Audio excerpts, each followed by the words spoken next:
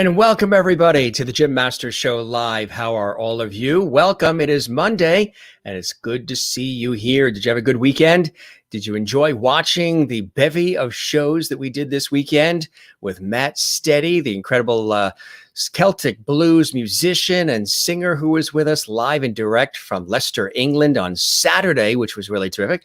And also the one and only, the music icon, the multi-platinum selling recording artist and music producer, songwriter, musician, and just great friend, Phil Coulter, with us yesterday.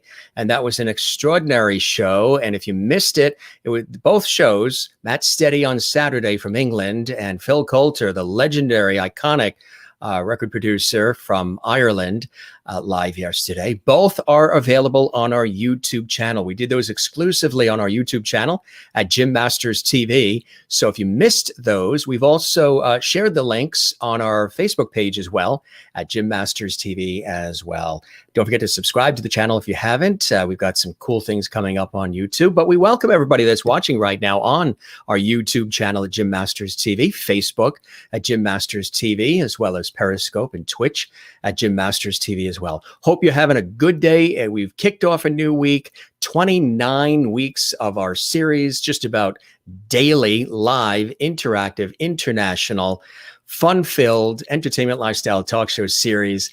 And thank you for all the comments and all the private messages and Instagram messages, Facebook posts, the tagging, the liking, the sharing, the suggestions, and so much more. You folks are the best. We really have a cool audience and a great community of fabulous people we've created here on the Jim Masters Show Live Entertainment Lifestyle Talk Show series. And it's been a pleasure hosting these shows on a daily basis for you. Sometimes we do them at different times based on where the guest is located. Like this past weekend, Matt in England and Phil in Ireland. We did the shows earlier in the afternoon because it's later for them in Europe. So tomorrow we have actor and artistic director, Ned Farley, who's going to be with us live and direct from the Seattle, Washington area. He's also involved in clinical psychology too. So we have a lot of great stuff to talk to him about tomorrow. He is also the artistic director with Outcast Productions, located in Washington State.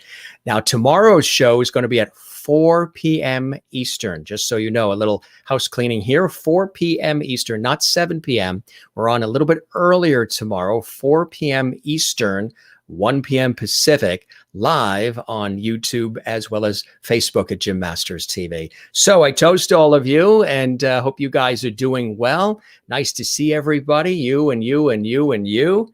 And I hope you guys are having a really good day and things are cooking for you. If they're not, well, we are here to make you smile and put a smile on your face, as you know, here on the Jim Masters Show Live. We've got an amazing guest joining us. We have a Tony-nominated author and producer, lyricist Bill Russell. He's live and direct from New York City, and he's just hot off having been working with a lot of terrific actors and really doing some really cool projects with them that are coming soon attractions. He'll be telling us a little bit about that and discussing that tonight and so much more. He's a legend in the industry, and we're very excited to have him here, and he's excited to be with us as well. But first, let's welcome some of our viewers and our lovedies from all around the world. Nice to see Christine Clifton here. Greetings, Jim and lovedies from North Carolina. We welcome Tony-nominated lyricist Bill Russell to the show. Looking forward to a great conversation in Lovedy Hall. Thanks, Christine. Good to have you here. Willie, who's in Holland, says, "Dear Jim, after a bad day, you come to cheer me up with your show. I enjoy that so much. Also, all lovedies have a nice evening and night." Thank you, Willie. It's a pleasure. I'm glad we're putting smiles on your face there in Holland. And thanks for the tulips as well. We just happened to have, actually, we moved them from behind us. We have the tulips here. So there you go. There's those Dutch tulips to keep you smiling today. Also, Mary Bishop is here. Hi, everyone. Good to see you, Mary Bishop, from Pine Islands area there in beautiful Florida. Sharon DeMaria is here. Happy Monday evening, everyone. Good to see you, Sharon. Welcome. There you're watching in southern New England and Connecticut. Merlin is here. Hello, Jim and Lovedies. Good to see you, Merlin, as well. Hey, gang, just want to let you know, later on, we're going to be doing Viewer of the Week. We're going to announce a brand new Viewer of the Week. And also, we're going to show you those cookies, those fabulous Christmas cookies that I got shipped as a surprise gift from wonderful Tess Labella, who was a guest on our show. And this is the second batch of cookies she sent north from Florida, and we are so delighted. Now, she sent those, and we picked those up on Friday. You know how difficult it was to save a few of them so we can show them to you on the air live today, Monday? We had to freeze some of them. Otherwise, they would have been, if they weren't frozen solid, they would have been long gone. They're just about long gone. We only have a few of them left, just enough to show you here on the show. Cassandra is here. Cassandra Bain, Lady Bain. Remember, she was a phenomenal guest, R&B sensation here on the show. Hope to have her back. Love to have her back. Maybe we can do a holiday show with her. That would be fantastic, huh? Some holiday music with Lady Bain. I'll have to talk to her about that. That would be really cool. Hello, beautiful people. Good to see you as well, Cassandra. Juanita is here from South Africa. Good to see you on the show. Love your new profile photo as well there on Facebook. Very, very nice, Juanita. Renee Katz is here. Hi, Jim. Greetings from the Midlands, and have missed all of you lovities. If you missed anything, all of the shows are archived on YouTube at Jim Masters TV. We had a sensational music producer, legendary Phil Coulter, yesterday. You might enjoy him. He played live for us, and that song, The Old Man, written for his father. What a beautiful song. I've always enjoyed that song. He played it live for us here exclusively. Nice to see you in the Midlands of Queens, New York, Renee, and Kathleen Walker in New York City. Hi, Jim. Hope you're having a good day. Hi, everyone. Good to see you, too. And Bernadette is here. Hello, Jim and all lovelies. Isn't it great? It's like one big happy party here on the show. Everybody looks forward to us starting the show. I look forward to the show during the course of the day as well. Nice to see you, Bernadette. And boy, you were in heaven yesterday with Phil Coulter on our show, weren't you? Oh, yeah. So were we. He's a great guy. June Rachelson Aspa is here. Looking forward tonight. Thank you very much, June. Nice to see you here as well. Willie is doing her toast. Thanks, Willie. Sherry is here as well. Sherry had a ball yesterday when we had extraordinary music legend, Irish music legend, Phil Coulter on the show live from Ireland. Hello, Lovedies. It's wonderful to be here with all of you at Lovedy Hall tonight. Yes. Thank you very much. Thank you very much.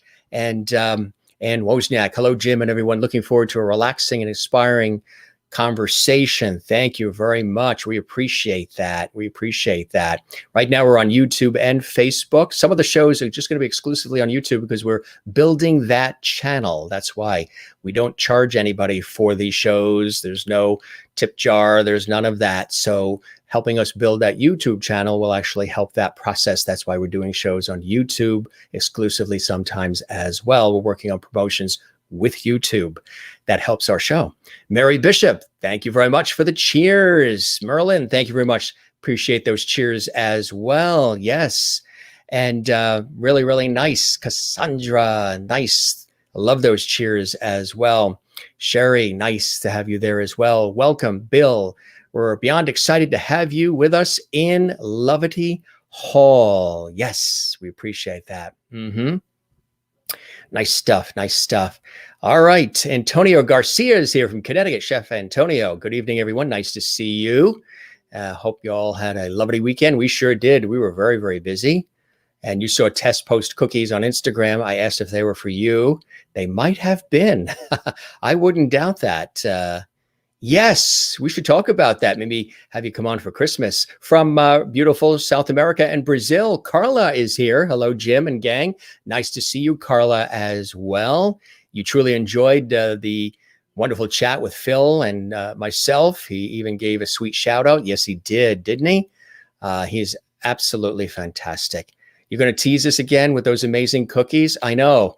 I think so. They're sitting right next to me, but I can't eat any yet because we have a very special guest to welcome to the show, Bill Russell. It is my pleasure to have him here on the show. We've been talking about doing this show in this episode for a while now. There he is, and he is really fantastic at what he does. We are very honored to have him here on the show. He's all comfy in his home, getting ready for our conversation. And we hope you're comfy in your home, wherever you are around the world. We thank you very much again for joining us here on the program. Let's welcome Bill Russell to our very special episode. Good to have you with us, my friend. Welcome from New York City. Thank you so much, Jim. Great to be here. So how are you? How are you? I know you just mentioned that you were quite busy. A lot of people aren't necessarily that busy. Some of the artists specifically saying that there isn't a lot going on because theaters are closed and performance venue halls are closed, things of that nature. But you actually had a busy day working with actors and doing a lot of screening and a bunch of different things. Tell us about what you've been doing today. Well, I have this very exciting project happening. It's a show that I started writing 33 years ago during the height of the AIDS crisis. And it's called Elegies for Angels, Punks, and Raging Queens. And, it's we're doing a benefit, a streamed version of the show to benefit Broadway Cares Equity Fights AIDS. And that's going to start streaming on December 1st and will be available for 4 days afterward. And we have a cast of 51 stars. I mean, they are all stars. There are only 2 people in that cast that don't have major Broadway, television, or film credits. One of them is 9 years old, and the other one just moved to the city and started his career. Are you at liberty to say any names who might be coming to tease the audience? Absolutely. We have Nathan Lane. Oh, sure. Yeah. Cynthia Nixon from Sex and the City. Miranda. Yeah. J.K. Simmons, who won the Oscar for Whiplash and does the Farmers Insurance commercials. Oh, yeah. Cherry Jones, multiple Tony Award winner for Best Actor. She's brilliant. Kevin Mchale from Glee, the kid in the wheelchair in Glee. Oh, yeah, that's right. Yep. Famke Janssen, who is June Grey in all of the X-Men films. And she was a model. She became an actor. She was in the James Bond film GoldenEye, where she was a villain who killed her victims by squeezing their heads between her thighs. That's a rough. Was that learned by watching the video in the 80s, Jane Fonda's Jazzercise video, or I don't know. that technique? Right. But a lot of teenage boys fell in love with her in that movie. Is all I know. Yeah, absolutely. So again, that's coming out soon, then, huh? Yeah, December 1st it starts. So I finished all my rehearsals. I had my 51st performer yesterday, and now we're putting it all together because everybody filmed themselves at home on their phones or their iPads or their laptops, and which they had to do because Actors Equity, does not allow actors to be in the room with other people, really. And theater has stopped all over the world, and for many months I was doing nothing. But since Labor Day, this is all I've been doing all day long, every day, and I've loved it. It's been so thrilling to work. Do you feel things are, even though COVID is increasing at the moment, do you feel things are picking up in certain areas? Is that a sign of something, you think? Well, definitely a lot of these actors are very busy filming movies or television series. There's a lot happening. I was surprised. We just thought everybody was sitting around doing nothing and they would jump at the chance to do this. And they have, but it's surprising how many of them are very, very busy. Right. Yeah. So you were lucky to get them sort of assembled when you did, right? Yes. Yeah. We have people like Richard Chamberlain, Dr. Kildare, who lives in Hawaii. We rehearsed with him, by Zoom, as we did everybody. We have Fran Drescher, the nanny, who is just a lovely, lovely person. Yeah. Robin Lord Taylor, who played the Penguin on Gotham, the series Gotham. Sure. Brilliant actor. Wow. Norm Lewis from Porgy and Bess he starred with Audra McDonald in Porgy and Bess on Broadway and was nominated for a Tony. Jessie Mueller, who won the Tony as Carole King in Beautiful, the Carole King musical, and she also starred in Waitress. Vicki Lewis from News Radio, the sitcom, and Seth Rudetsky, who has his own show on Sirius XM. He has a couple of shows, Broadway-focused shows. So that's just a taste. That's about a fifth of the cast. Wow. Yeah. So how many you think are going to be in this if you really total it up? It's huge. Oh, it's 51. 51. It is 51. Wow. How long is the watch time? You know, is it an hour, 2 hours? Not even. It's really about an hour, a little over an hour and a half. We have a couple of pitches for Broadway Cares. Judith Light, Billy Porter, Michael Urie, and Danny Bernstein are all doing those, which is really exciting. Longtime Broadway Cares supporters. Sure. Yeah. That's very exciting, huh? Oh, it is. It is. So you're on cloud 9 right now. I am. Yes. I could see the glow over your head. I've always loved doing this show. It came out of such sadness, but the experience of doing it has always been the most joyous experience. It's just kind of mind-blowing. And I also never thought, after the first production, which we did in 1989 with a cast of 35, it was fantastic. That was the height of the war on AIDS. So it was really a very meaningful moment. And but we thought it would never be done again, because you go to a producer and say, hey, I've got this great show.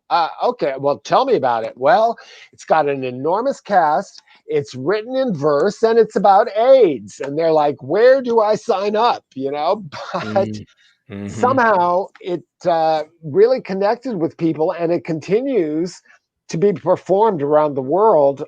It just recently was published in German and licensed in German. So, and for anybody just joining us now, there's a new faces topic. Tell us again the name of the project. It's called Elegies for Angels, Punks, and Raging Queens. And then it will be able to be seen where and when? Starting December 1st, 5 and 8 p.m. Eastern Time. And then it will be available for the next 4 days at broadwaycares.org/elegies. Terrific. Good stuff.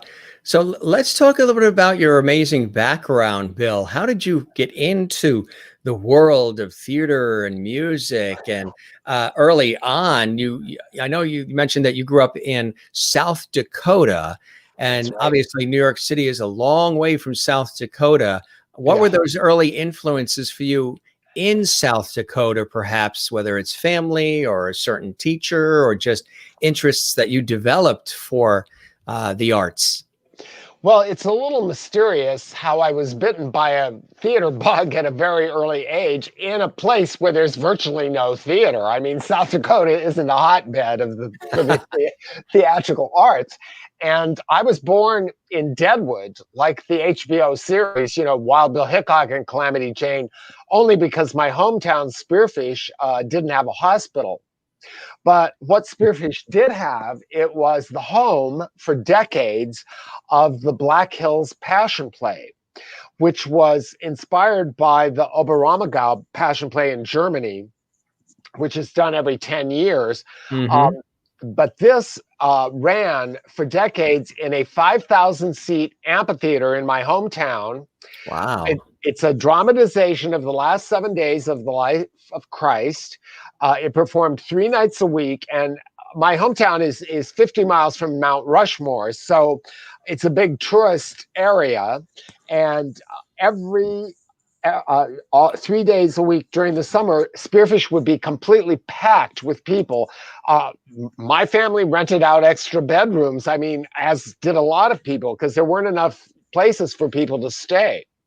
And the stage was 3.5 blocks long. It had a real hill where Jesus was crucified. It had 20 professional actors for the speaking roles, and then 200 extras, which were townspeople. Mm-hmm. And I started appearing in it when I was 5 years old. I was blessed by Jesus in the Garden of Bethany. And then I worked my way up to herding sheep. There was a herd of about 30 sheep. Then I worked my way up to leading camels. It had, I think, 16 camels in the production and 20 Arabian horses. I mean, this was a big show, you know? Wait a minute. Am I interviewing Jesus right now? No, It no, certainly no. sounds a little bit like it. But the thing was, we all hung out there in the summer. We would go be in the Passion play and Yeah. just raise hell backstage. And our parents would be like, oh, you're such good kids going to be in the Jesus play, you know? But for me, it was like everything I dreamed of it. There was this whole backstage life with professional actors, dressing rooms. You know, it was the world I wanted to be part of. And but I had that urge from a very early age, even before I started appearing in that. And did the family support the idea? Were the folks and the rest of the family supportive, or was this some newfound coastal thing that you would eventually wear off you? Well, my mother was very supportive. She had been a teacher. She taught in one-room schoolhouses, and my paternal grandparents were cattle ranchers just over the border in Wyoming. And everybody called my father Cowboy because he was. He rode in rodeos. He roped calves, you know, where you rope them from the horse, flip them over, and tie their legs. And he did that. And that world was just totally foreign to me. I had no interest in it at all. A typical scene from my childhood would be my mother going, Billy, why don't you go help your dad brand some calves? Yeah. And I would go, but I want to go to the Elizabeth Taylor matinee. So why I had this thing, I don't know. And it was a world that was very foreign to my father. He just did not understand it. But he came around after I started, you know, having some I flew him to New York for some openings, and he came around. Started saying this started seeing your passion and your drive and some of the successes happening. And then what about sisters and brothers? I have a sister. Was she in the arts? No, she was a high school guidance counselor. She recently retired, but she moved back to Spearfish. She had been in Albuquerque for decades and decided to move back to Spearfish, and is liking it there, except for the winters, which are brutal. Yes, the Dakotas are tough place in the winter. You got to really be somebody who has thick blood and hardy skin, hardy stock. Right. So when did you come east? When did New York actually become on your radar? Well, I first came here when I was 16. I was doing a summer study program in France, and I came through New York on my way there. And honestly, from the moment I came off the train, there was a plane strike, and we had to take a train. But when I came out of that train and up onto 34th Street out of Penn Station, I was like, oh, I'm home. I felt it immediately. Like a lot of gay guys, especially from the West and the Midwest, went to the West Coast. But I was always fascinated by New York. I always I loved the intellectual life there. Of course, the theater was there. So no, I always wanted to move here. And then it took me a while through various odd times. Some people think a career route is like a graph going straight up, but it's more like or like a V-shaped curve. Yes, right. Not quite. Not quite. So what then in New York would you say were some of those early breaks for you in the big city that's so competitive and everybody's either there or they're in LA trying to make it, trying to make their name known, trying to network and get in on the action. What were some of those early breaks and doors that opened up for you, Bill? Well, when I was in college, my first year, I went to Morningside College in Sioux City, Iowa, small school, but happened to be there with a wonderful theater professor who really became a mentor and a friend. And I remember very distinctly, I read in the school paper that a manual of summer employment opportunities had arrived at the college library. And I thought, I think I'll go check that out. And I went to the library and I wrote to every listing that was theater related. And I got hired at this resort in New Jersey. It's 60 miles out of New York City. And they hired theater and music majors to be waiters and maids because we did shows at night for the clientele. And they had a full orchestra, they had a theater, and they had a nightclub. And I had a really great first summer there, and they invited me back.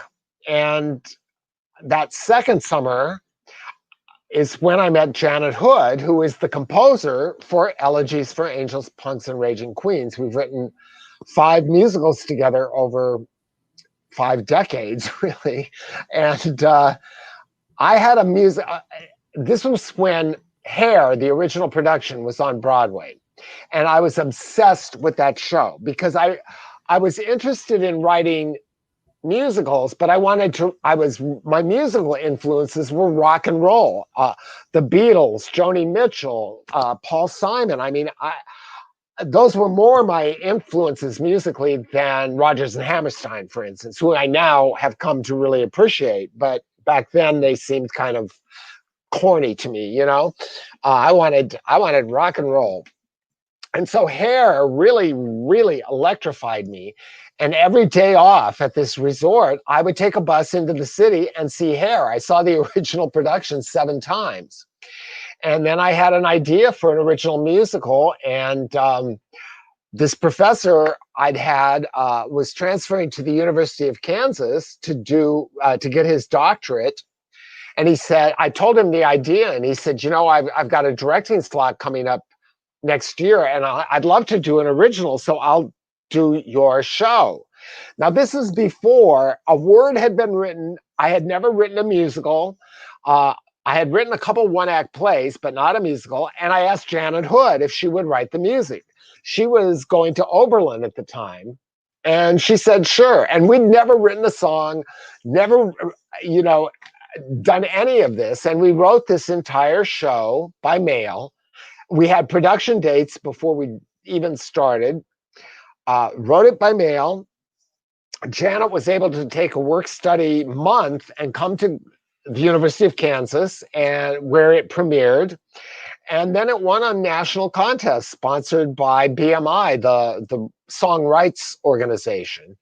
And that sort of started us on our way. And then we took a detour into pop music for a while, and through that I met a producer, and I had an idea for a musical, and I told him he was working in the music business, but he'd always wanted to be a theater producer, and that ended up being my first off-Broadway show. Wow. What an amazing story, huh? Crazy. Now, what do you think when you look back at it? It's like, I can't quite believe it all. I mean, really, to start in Spearfish, South Dakota and end up here, you know, talking to you, it's pretty cool. That's amazing. So what happened from there when you had that big experience? What happened from there? You mean with my first show? Yeah, I mean, that obviously brought you some, you know, fanfare and attention and talk of the town, Right. and other opportunities too, I'm sure. Yeah, it didn't quite happen, instantly, but the show did run for 7 months, which was really respectable for an, a first outing, really, in the professional theater. I made some great friends during that. It took about 2 years from the time I first had the idea until it opened up Broadway, and I thought, wow, that took so long. I know it'll go faster after this. And every single show has only taken longer and longer and longer until now. I just assume if I start a new musical, it's going to be probably 8 years before you see it on stage because they're complicated and they are expensive. Yeah. Merlin asks if you're a musician, but you surround yourself with lots of great musicians.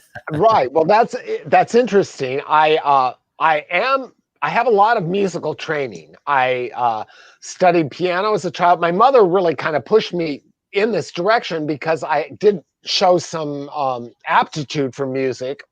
So I studied piano. I was in band. I was in choir, and I've written 4 musicals with Henry Krieger, the composer of Dreamgirls and of Sideshow, our show. Yeah, it's up there.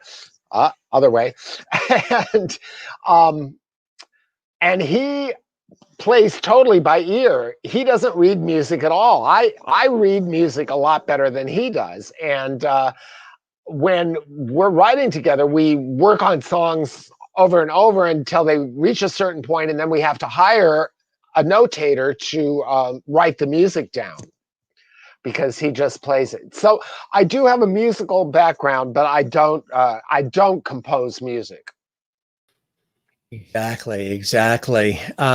So this has been an extraordinary career that continues to flourish because of your dedication and your real passion. You're extremely passionate about what you do, aren't you, Bill? I mean, you can just hear it. Oh yeah. I mean, I not only is the theater my profession, but it's my avocation. We love, my husband and I see back pre-COVID times, we probably saw an average of 3 to 4 live performances a week. Shows, of course, but we're big ballet fans. Concerts, nightclub acts. And so that's been really hard during this time. We really miss that. Yeah. So other than this incredible project that you're working on now, what are some of the other things you've been doing, Bill, to keep busy and connected and creative during this sort of unusual time of reflection and being in our homes and things of that nature? What have you been doing to be creative and keep those creative juices going? Well, for years I've written poetry, free verse. A lot of it's lighter verse and then lyrics, of course. So I have been collecting all of that together, and I am going to publish a book of poetry. But then this came along, Elegies came along, and it was like, I've got to do that full time until December 1st. So I'll be getting back to the book. Very nice. Very nice. So what are some of the other things that people would recognize? I know, but for the edification of our audience, some other projects that people would recognize that have the Bill Russell touch on it. You have a phenomenal wall behind us, and I know, and I'm going to beat them to the punch because our viewers, our lovelies, will always ask 2 things. Well, sometimes they ask about the food too. They'll ask, do you sing? And if you do, sing. And not everybody sings. We don't always plan for everybody to sing. It's up to the guest, and if they're able to and they want to. Some guests prefer to sing, with their band or in a studio, or they don't like to just wing it. The other thing is pets. Well, Bernadette, that's the other one they ask. Do you have any pets? Another one. They're going to ask, tell us the room that you're in and take us through some of those beautiful photos that you have behind you. Right. Well, this is my office, and these are all posters of shows I've written. And it's kind of out of date. I have a stack of things sitting down on the floor that I haven't hung yet. But let's see. I'm looking. Yeah, the other way. There, up there is Sideshow. That's See, from. see, now you know what it's like to be a weatherman when they're Yeah, I know. posting Really. Alaska's over there. Wait, no, Alaska's over there. Yeah, right. But Sideshow has been on Broadway twice. And it's been translated into Japanese. It's had two productions in Tokyo. It's been done in Sweden and the UK. It premiered in London a few years ago. There are several recordings out of the show. It's based on the true story of Daisy and Violet Hilton, who were the highest paid act in the history of vaudeville. They sang, they danced, they played musical instruments, and they were conjoined at the hip, literally, the back of the spine, sort of. And their story was kind of not well known. And even though they were incredibly successful during the height of the Depression, in the early 30s, they were earning $5,000 a week, which, that would be $100,000 a week now, I'm sure. But they'd sort of been very popular when they were younger, and then they lived to be 60 years old, which is old for conjoined twins. But their story is pretty remarkable. That is amazing. Take us through some of the other great shots you have behind. Well, then, right above my head, the yellow poster, that's for my show Pageant, or I'm one of the authors. I'm always a co-author because I don't write the music. But in the case of Pageant, there are four of us that wrote that. And it is a beauty pageant. You are at the pageant. We don't go backstage. It's just the actual pageant. And there are 6 contestants. It's sponsored by a cosmetics company called Glamoress. And the 6 contestants are regional winners. They're Miss Deep South, Miss West Coast, Miss Great Plains, Miss Industrial Northeast, Miss Bible Belt, and Miss Texas, because Texas, when it comes to beauty pageants, is its own region. Actually, the Miss Texas pageant is bigger than Miss America. And then there's an MC, but all of the contestants, the female contestants, are played by men. But we don't consider it a drag show because drag is usually about an exaggeration of feminine characteristics to comment on the fact that it's a man playing it. But in this show, we ask the guys to play these women for real. And pageant contestants are exaggerated to begin with. There are exaggerations of femininity, but we don't want the guys to comment on the fact they're men. And I swear most audiences within 2 minutes forget it's men. And then every once in a while they go, oh, wait a minute, these are guys, which is really a fun aspect of it. And I've directed that show quite a lot. I've directed it all around America and several times in London. That's fantastic. That is awesome. And then you've got some more behind you. You've got quite a collection back there, Bill. Right. Well, right over my head that I just moved from the circle, that is Fortune. That was my first off-Broadway show. And next to it is, what way am I pointing? The duck, Lucky Duck. We could do a show just on that, on pointing. Really, which is Henry Krieger and I wrote it. It's our wacky version of the Ugly Duckling idea, where it's set in an animal kingdom, and when she transforms into a swan, she becomes the hottest supermodel in the kingdom, which is what the poster is. It's her waddling down the runway, and you can't see it, but at the end of the runway there is a wolf who is a major character in the show. And then below that, to my left is that's Elegies for Angels, Punks, and Raging Queens. That's the West End production in London, which I directed in 1993. We started in a fringe theater called the King's Head, and it's a pub in Islington. And then we moved to the West End, and one of the members of that original cast was Brendan Coyle, who plays Mr. Bates on Downton Abbey.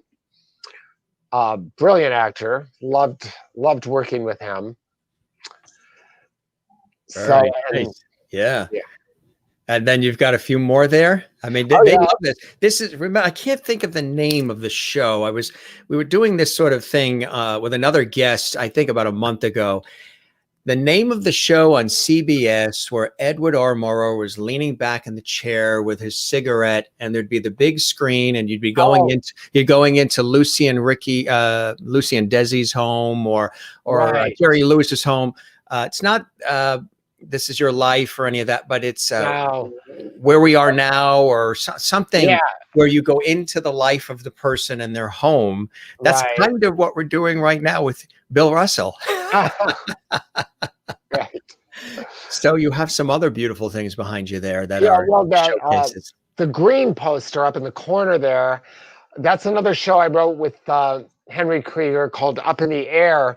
And we worked with this well-known Japanese director, Ama Miyamoto, and it's based on a Japanese fable. It's really I guess a children's book in Japan, but it's all about death. It's all about a Buddhist fable about death. And that premiered at the Kennedy Center as part of a Japan festival they did. That was in 2008.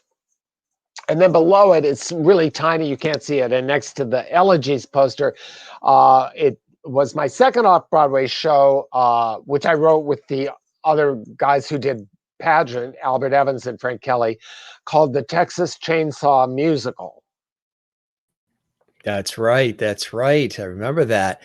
Bernadette says lifestyles of the rich and famous. That is funny. Linda in Florida says, I love poetry. Please read some of your poetry, Bill. Oh, aha. I know that came out of well, actually, Elegies is written in verse. That's right. I could do one of those. I know those. Would you like to? Sure. Yeah, that'd be great. Sure. This character is called Walter, and this is partly inspired by a story I read about this. This was very early in the AIDS crisis. This gay guy had grown up in a very small farming community, I think 600 people, and he got sick and had to go home to die, and was terrified and really thought that he would be run out of town if people found out. But the community really rallied around him. And the other inspiration from this for this was a very personal experience I had attending my 10-year high school reunion. I'll do the poem first, and then I'll tell you about that experience that it was based on. That sounds good. This is a character called Walter. Home was such sweet medicine. The mountain breezes cooled my fear. The untouched vistas left me feeling near the undeniable intelligence which created the myriad detail of natural beauty. The wild jazz of 100 birds, a shock of sunflowers underlining the purple mountains, the cool, crisp air filling my tired lungs with hope. Dad said, well, son, if you're sick, You better come on home. Not many secrets in that town.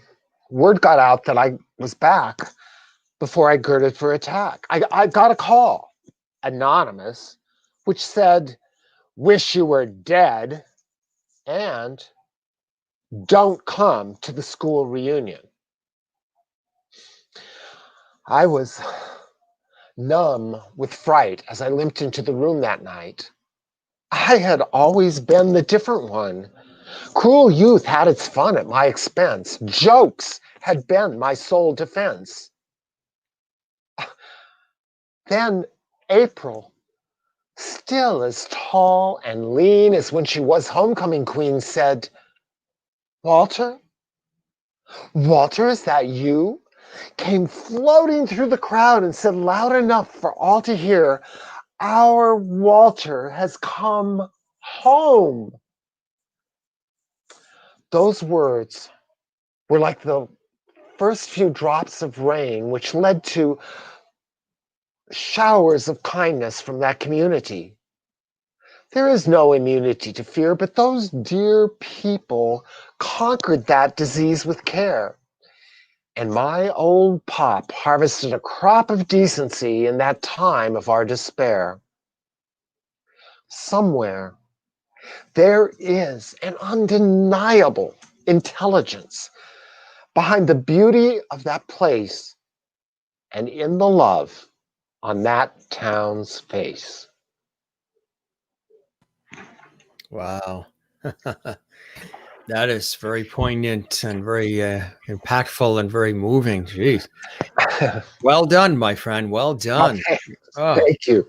and I'm Thank sure you. our Lovity viewers, as I mentioned to you, they call me Mr. Lovity, and they're the Lovities because I, did a little Freudian slip and confused. Well, didn't confuse. I was just talking too fast, I think, and I said love and levity, and we created Lovity, and the Lovities are already pouring in with their comments here, and I don't know if you saw, several of them have already welcomed you as a Lovity. Aha, yes, that's so sweet.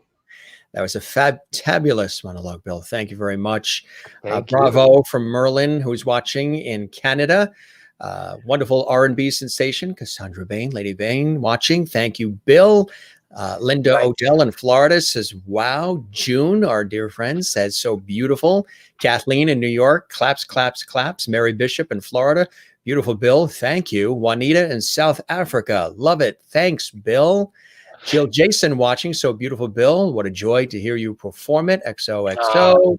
Linda says, "Full of intense emotion." Christopher Joseph watching in Ohio says, "Beautiful poem." Renee in Iowa says, "Very nice." Lots of lovity. That's great. You've earned that swig you just took. Yeah, it's only water. That's it. That's mine too. Is just I know this looks very fancy schmancy, doesn't it? It looks like a Cosmo, yeah. Doesn't it? No, it's just Trader Joe's pink lemonade. I gotta make Trader Joe's a sponsor. We're always talking about them so much on the show.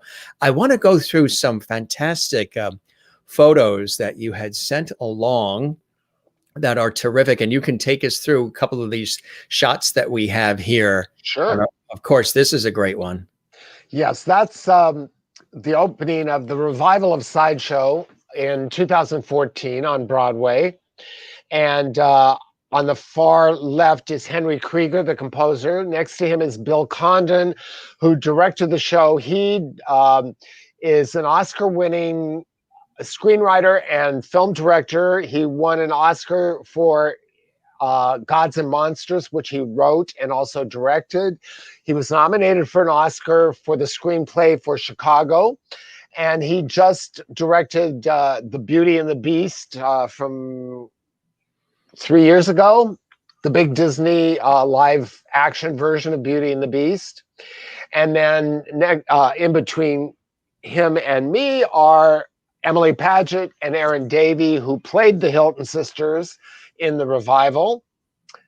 And that was quite a night, a really wonderful experience. Yeah. That's a beautiful, beautiful shot. And of course, like we're saying, Sideshow is That's your baby. I mean, that's really been something that is so near and dear to your heart, right? Yes, yeah. Very, that and Elegies are both very personal to me.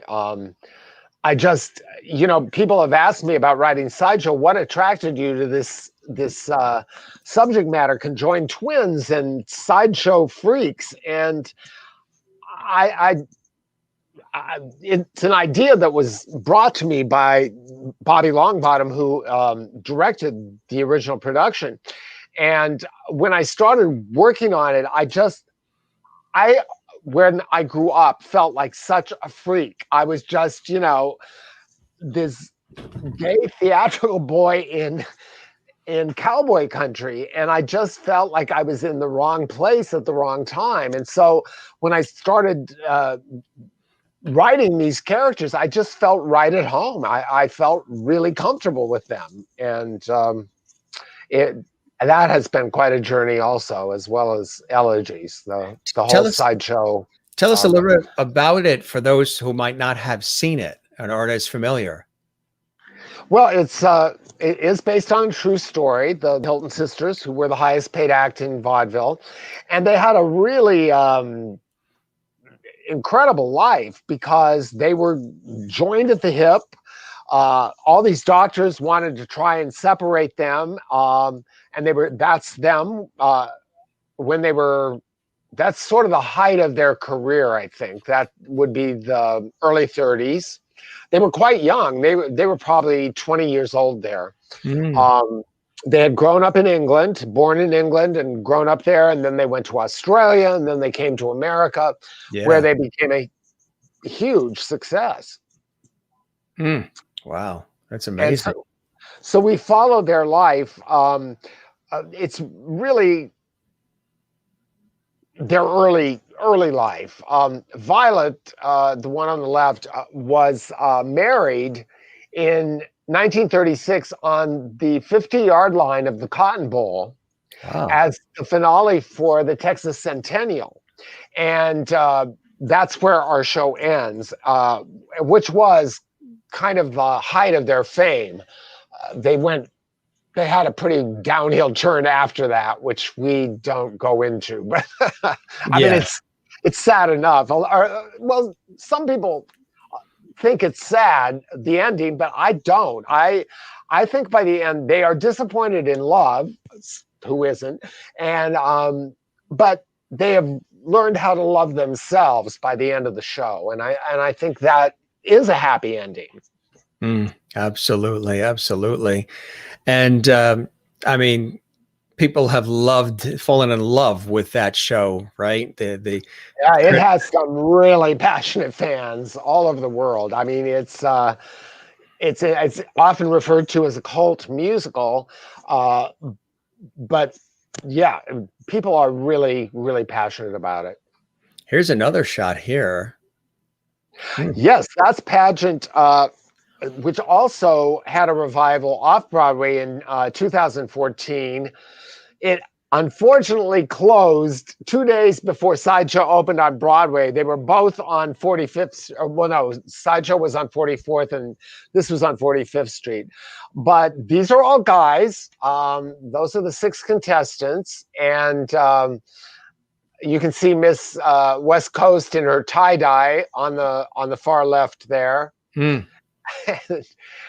Miss Deep South, Miss Texas, Miss Bible Belt, Miss Industrial Northeast, and Miss Great Plains. And yes, that received a Best Musical Revival from the Drama Desk that year. And you're a Tony nominated individual. Tell us about that and what that moment was like for you when you heard that. Wow. Well, that was something else. This was for the original production of Sideshow. The nominations were announced in May, and I was in Tacoma, Washington, because the professor I mentioned earlier, who was such a big influence on me and a mentor and a friend, Bill Beckfar, was teaching at Pacific Lutheran University in Tacoma. and he was doing a production of Elegies, actually, and flew me out to see it.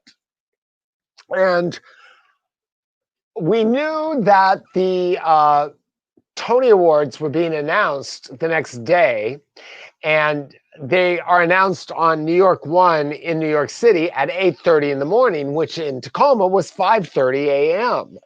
So, but I was not hopeful, really. Sideshow had closed early.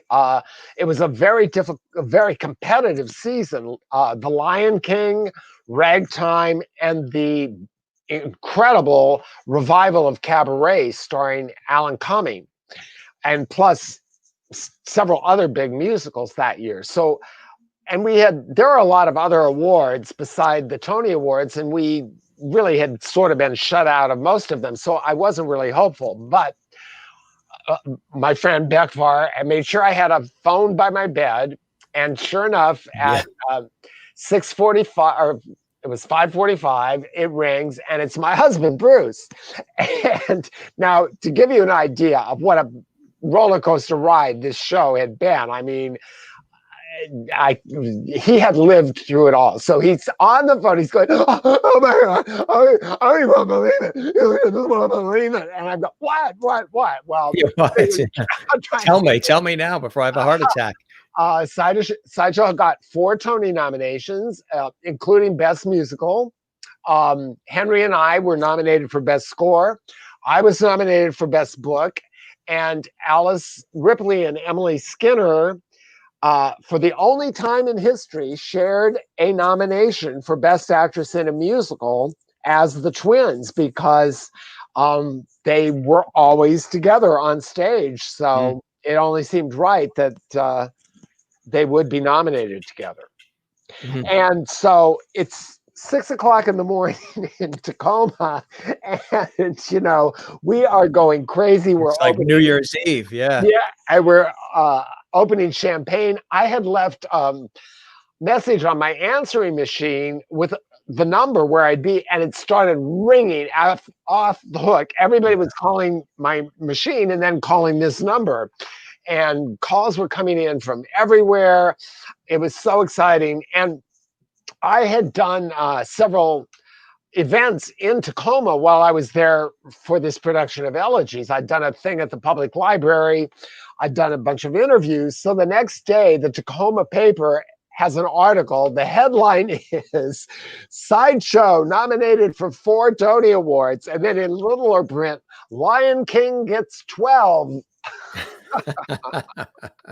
But still, 4. And I was nominated for score against Elton John and Paul Simon, 2 of my absolute heroes.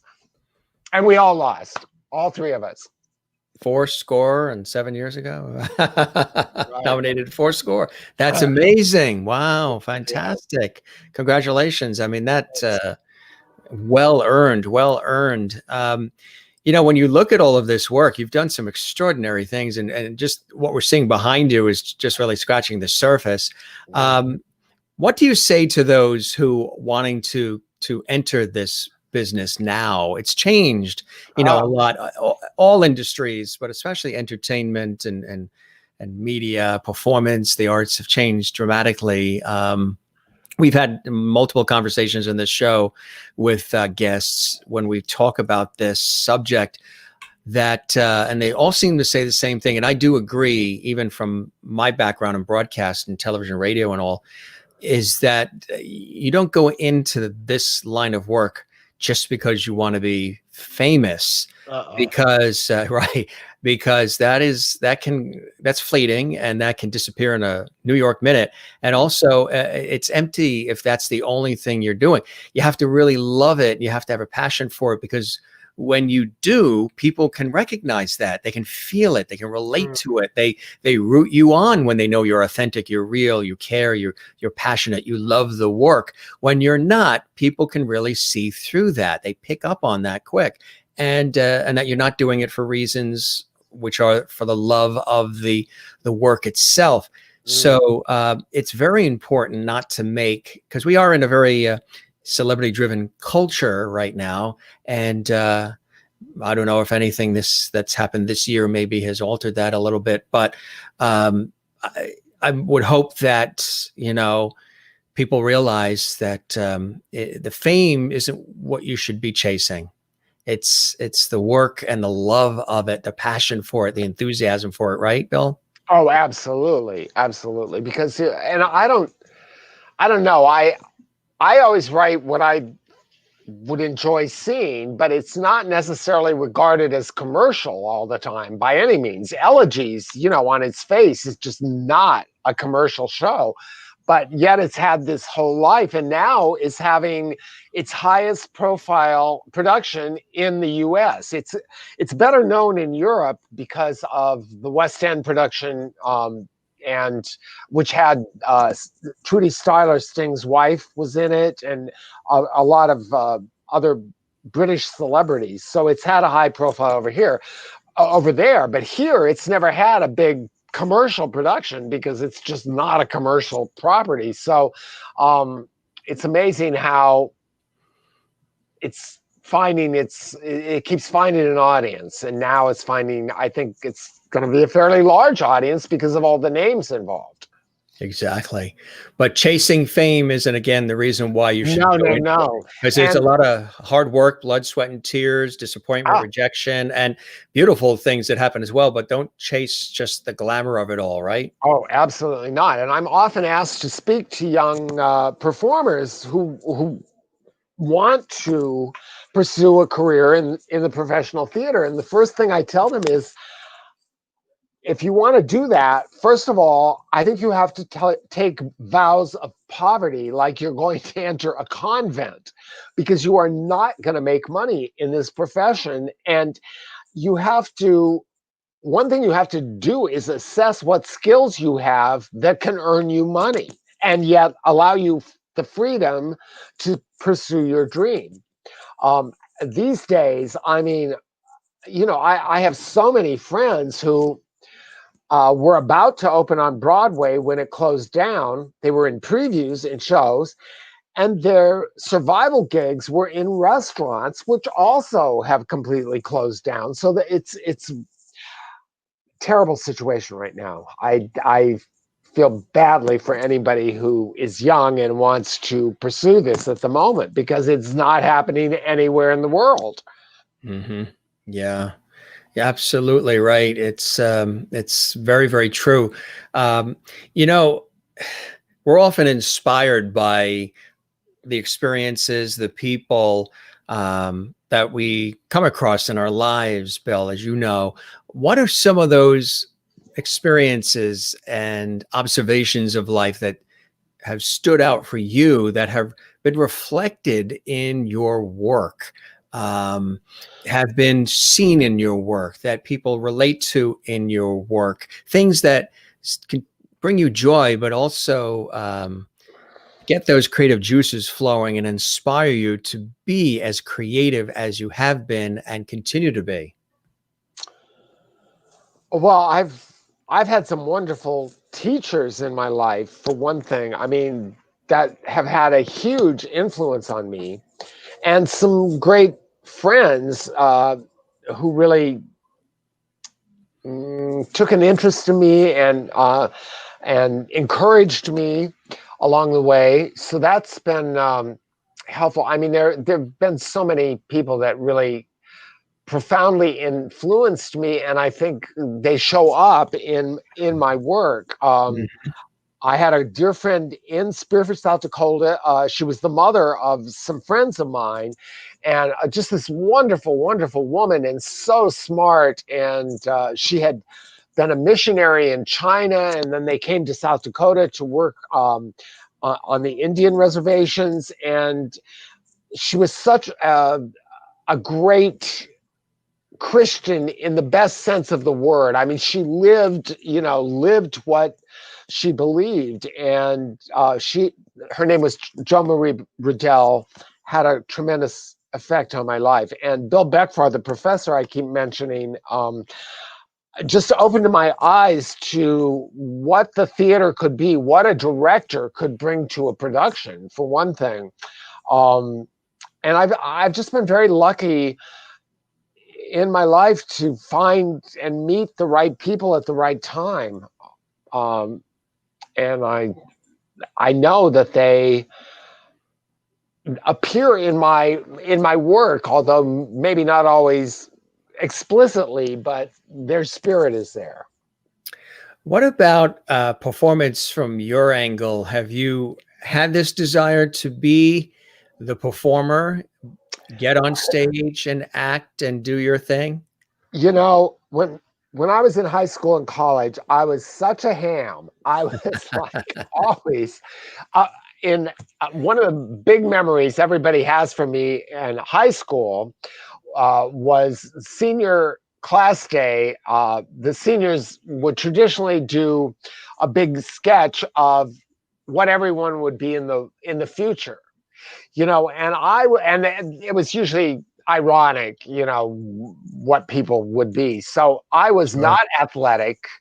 I was effeminate, and so I was going to be the world's strongest man, and I put on a leopard skin Tarzan thing, and I swung off the balcony of the high school auditorium on a rope.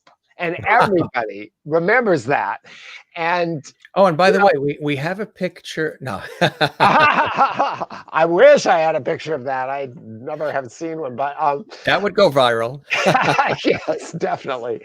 But ironically, during the AIDS crisis, you know, where I was losing friends Yeah. once a week, going to memorials, funerals, just like, and Constantly. constantly. I was in my late 30s. That isn't typical unless you're in a war situation. So some days dealing with all that, I did feel like the strongest man in the world. And some days dealing with just having a professional career in the theater, New York theater, it's pretty competitive. And again, some days I just felt like I am the strongest man in the world. I just have to be. Mm-hmm. Right. So, Exactly. yeah, Exactly right. You're exactly. A couple of people asked a couple of questions here. sure. Merlin in Canada, do you have any interest in doing movies? You know, I love movies. I love seeing movies, but doing them, the little experience I've had, it's just so much about the machines. And Yeah. I'm more interested in the people and Right. the moment. So that's why I've never really pursued that. Now, interestingly, over the years, many people have wanted to film elegies, but they never know what it quite should look like. And they always say, well, it can't be just a bunch of talking heads. And I always thought, well, if it's the right talking heads, why not? You know, Right. and that's what this streaming production is. It was inspired when I saw the Sondheim 90th birthday tribute. I thought this would be a great medium for elegies because it's all individual pieces. And so I do have a co-director, Justin Ross Cohen, and he handles more of the technical stuff with the videos that people submit and stuff. Somebody else had another question here, and you're welcome to shoot a question on our YouTube channel, Jim Masters TV, or Facebook, Jim Masters TV, if you want to know more. Sue says, what amazing and interesting stories. How do you keep the ideas flowing and bring them to fruition? And how do you like Washington? Were you able to do any sightseeing in our beautiful state, Washington State? Oh, I love Washington. It is gorgeous. Yeah, I've visited there. I know several people there, so I've been there several times. How do I keep the ideas flowing? Well, I can't stop them. What can I say? I mean, you know, sometimes I think I'm never going to have another idea, and but then something comes along. I don't always think of the ideas for my shows. Sometimes they're brought to me, like Sideshow was. But Elegies was completely original, as are several of my musicals, are original musicals, and which is not always. It's more typical that a musical is an adaptation of something else, and I've done that as well. But probably more original musicals than a lot. of people write.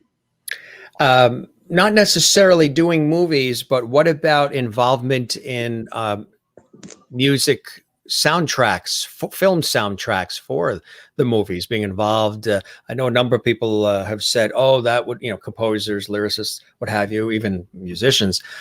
Oh, I would love to be involved in some major soundtrack for a film.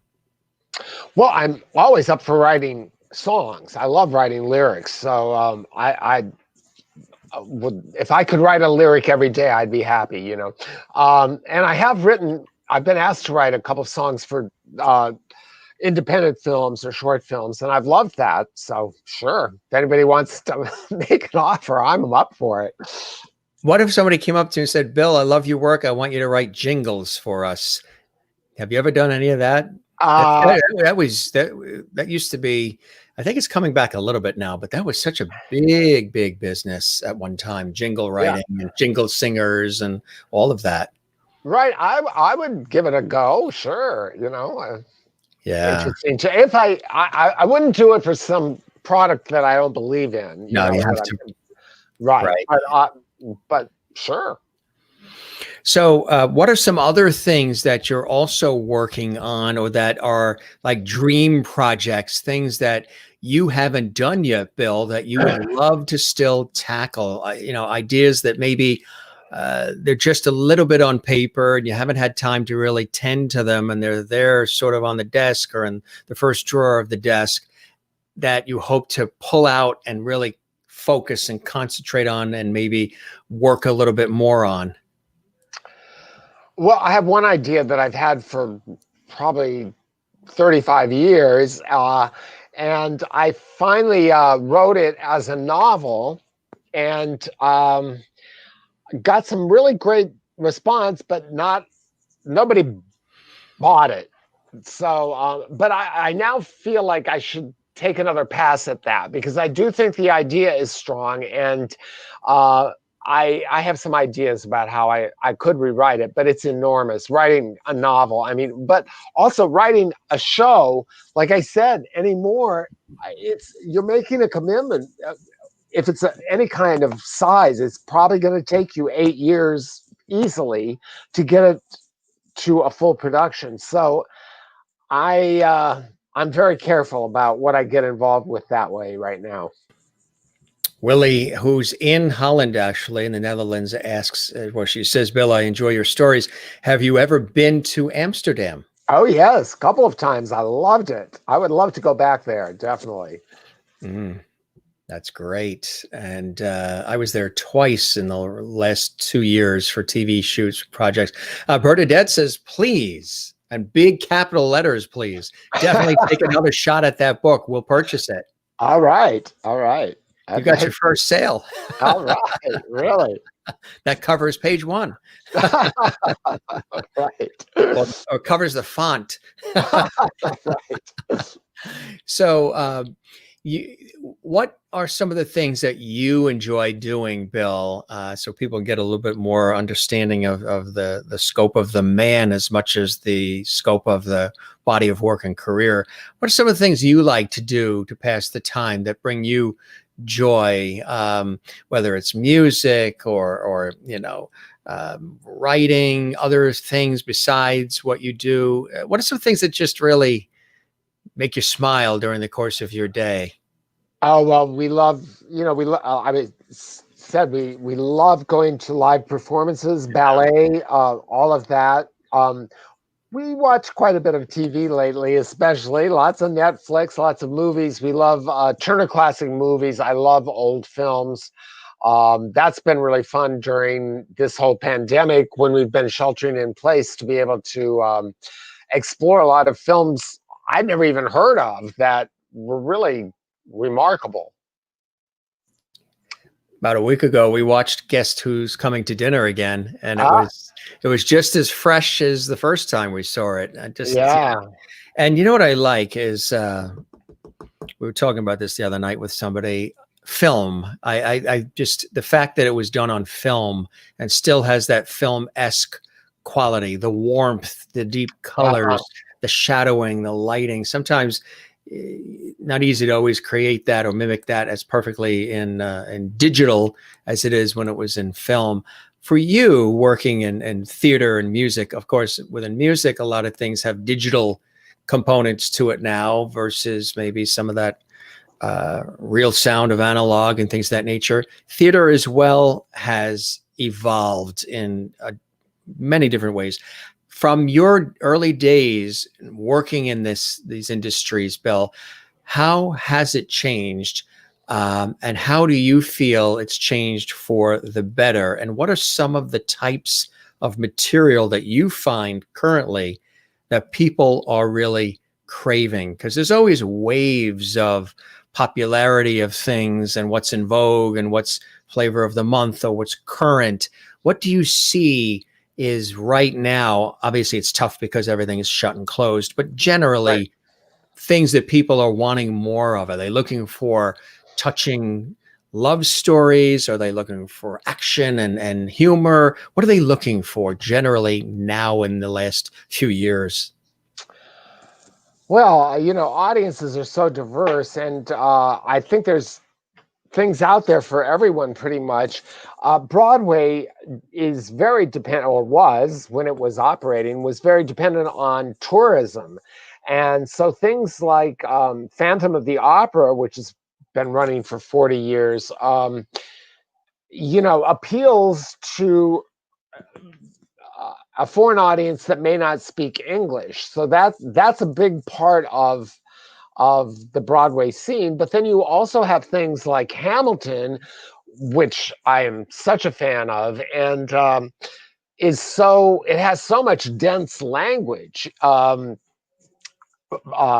still attracts. It's such a big hit that it still attracts a lot of tourists. So there's a really broad spectrum out there. I think people during this pandemic definitely are into escapism, understandably.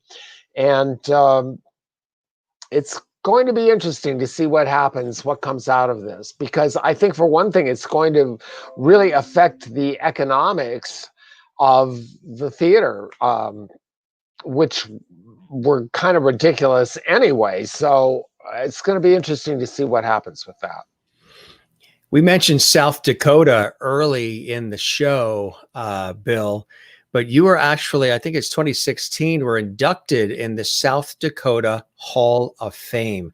Yes. How did that make you feel? You sort of like hometown boy makes good, the fanfare, the recognition, and the appreciation for your work, having left South Dakota, coming to the big city, creating all of this incredible art and this beautiful material, and then being recognized by your home state and your hometown. That was very cool. It was a very cool experience. And we had to each they have this big banquet, and we each gave like a 5-minute speech, and it was very fun. I really got a lot of very positive feedback, and I have a lot of fans in South Dakota. I'm luckily, for the last 4 years, I've been working at the Black Hills Playhouse, which is 13 miles from Mount Rushmore. It's in the middle of nowhere. I mean, nowhere.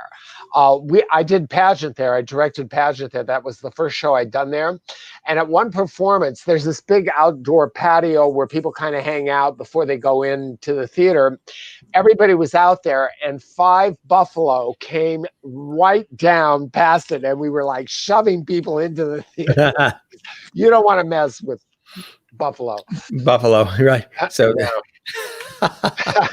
so you were shuffling off buffalo, Right.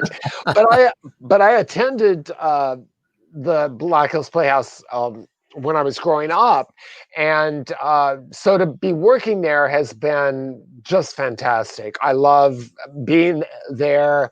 They bring in mostly college kids from all over the country. And it's really been, I directed Pageant, I directed Sideshow there, and I also directed Oklahoma, which was really fun. And this last summer, I was supposed to direct The Odd Couple, but the whole season had to be canceled. Merlin asks, what about Shakespeare? What about it? I love it. I love Shakespeare. I've never directed Shakespeare, but I've seen a lot of it. When we go to the UK, we will see any Royal Shakespeare Company or Shakespeare at the National Theatre or the Globe. Um, no, we're very into that. There's another comment that I thought was really, really nice. It came in from Bernadette Vidal. She says, I love that you went from feeling like you didn't fit in there, back home in South Dakota, to Right. being their shining star. Well, that's been very yeah, that's been very gratifying. I have to say, I didn't tell the story of my high school reunion, which partly inspired that poem. I had gone home in the summer the year before my 10th anniversary, and an album with my lyrics had just been released. And I did an interview with the Rapid City Journal, which is the largest newspaper in Western South Dakota.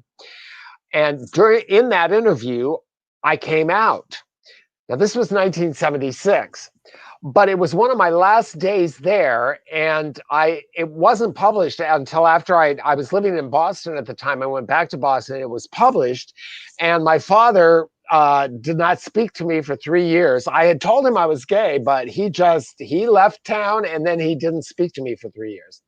Well, the next summer was my 10th year reunion, and I came back.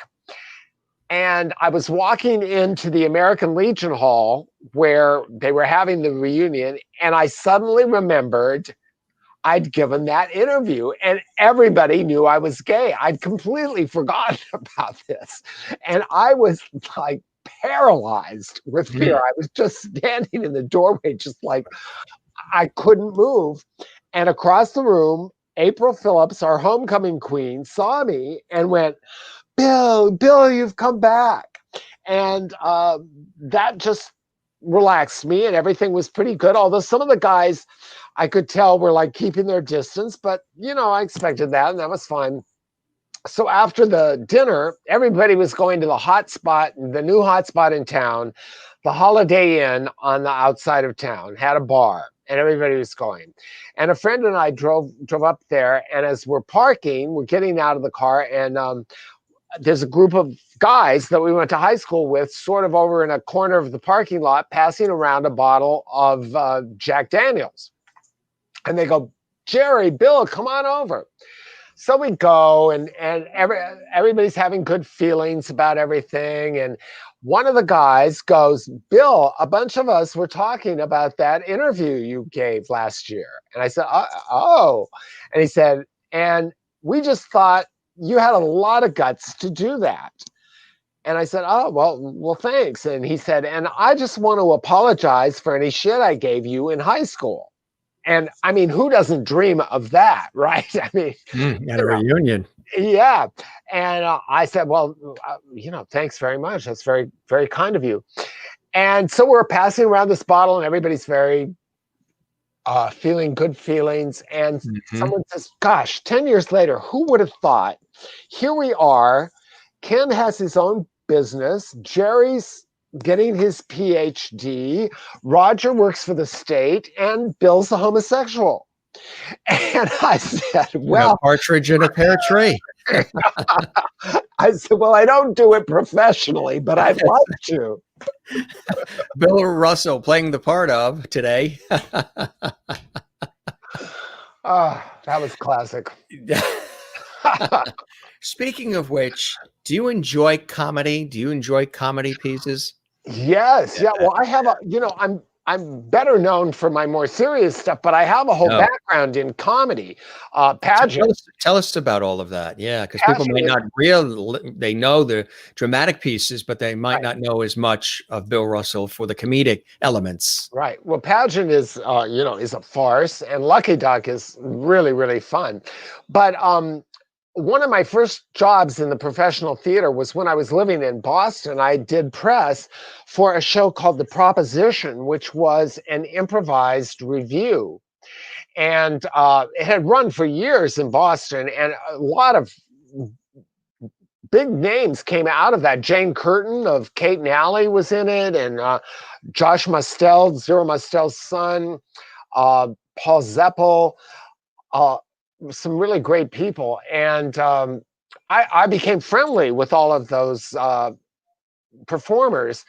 And then shortly after that, Janet Hood, who we were both living in Boston at the time, we put together, she and another woman who she'd gone to school with at Oberlin, were performing with this band in our neighborhood it was like a singles bar band.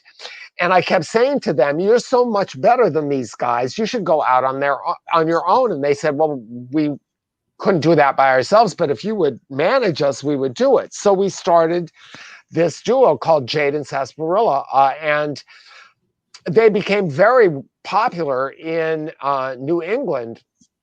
And we were offered 3 summers in a row, we were offered summer-long gigs on Cape Cod.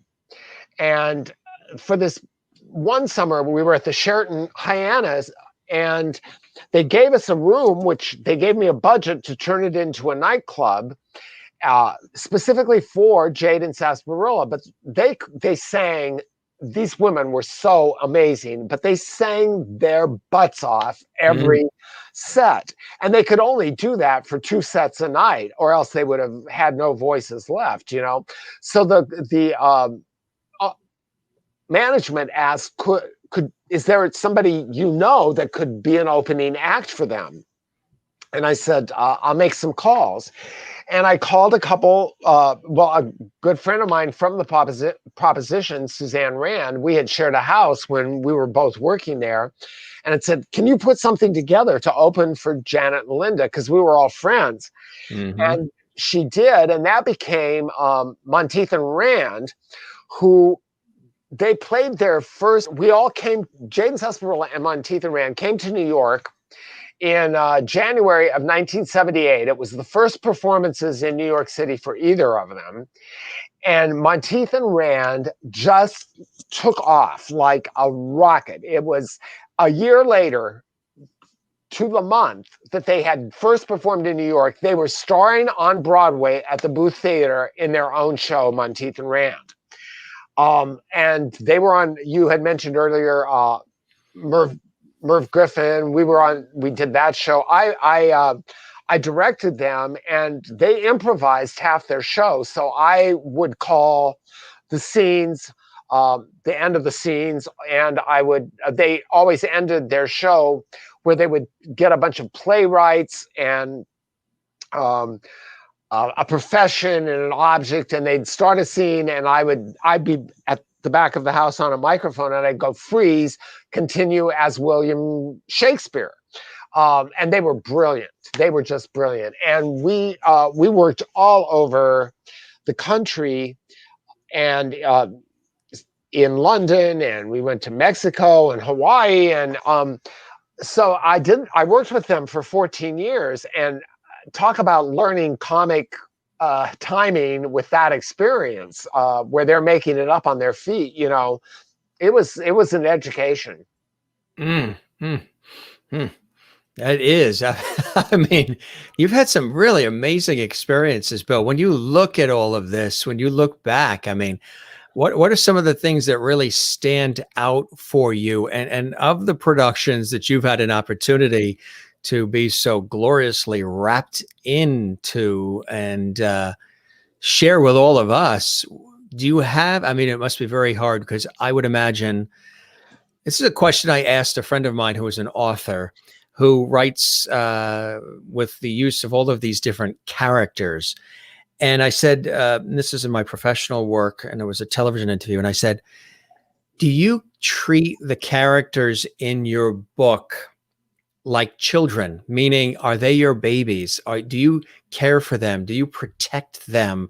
Do you feel connected to them? I would imagine you feel the same way about all of the different productions that you've been involved in. They are like your children. They are like your babies, and you really care for them, and you give them your all, but they're just such a part of you and continue to be Oh yeah. like children, right? Oh yeah. I often make that analogy that, it is like, because you spend years nurturing them, and then you send them out into the world and hope they send home money. But Yeah. but that doesn't always And happen. take care of you when you're older. Yes, right. Uh, yeah, I mean, I've had so many. I've overall had really wonderful experiences. There's been very few productions of my shows that I've been involved with that I'm not happy with. Sometimes I see productions of my shows that I haven't been involved with that I'm not so happy with. It's like, wait, I didn't think of it that way when I created that. No. Uh, so that can be interesting, but of course the bigger things, both sideshow productions on Broadway were phenomenal experiences, and the revival of a few years ago, we first did it in La Jolla, which was a whole other wonderful experience, and then we did it at the Kennedy Center, and then we brought it to Broadway. So all of those, that company was primarily together for that year and a half period, and we became really close. And there's nothing like being out of town with a production to make some bonding, because you're kind of in this odd environment away from home, and basically who is each other that you're working on the show with. So that's been incredible. But I mean, some of my experiences with Elegies, the first production in New York in Soho in 1989, and then when we did it in London initially, those were just incredible because it was so meaningful to people. It was just the height of that crisis, and it really meant something to people. And so does Sideshow. I mean, those two shows just really move people, and I get so much feedback that just overwhelms me, because I had these heroes who were writers that affected me so much. Who would they be? Who are some of those folks that really? Edward Albee had a profound influence on me, and I got to meet him several times, which was really fantastic. Leonard Bernstein, I just kind of worshipped and became friends with him through Monteith and Rand. He was a big fan of theirs, and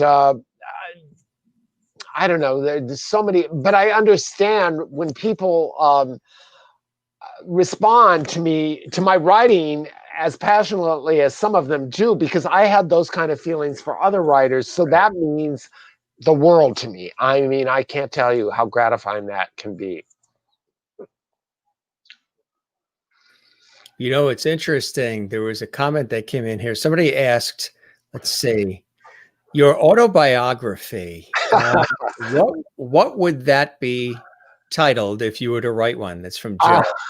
What a question! Have you thought about that? Toyed with that idea? I have. I had a dear friend who unfortunately passed away a few years ago, but she was a dear friend from high school. Very smart, wonderful woman, and always so supportive. And she said, "You really should write your autobiography, because I mean, growing up in cowboy country and then working on Broadway and in the West End, it's there's some interesting stories there.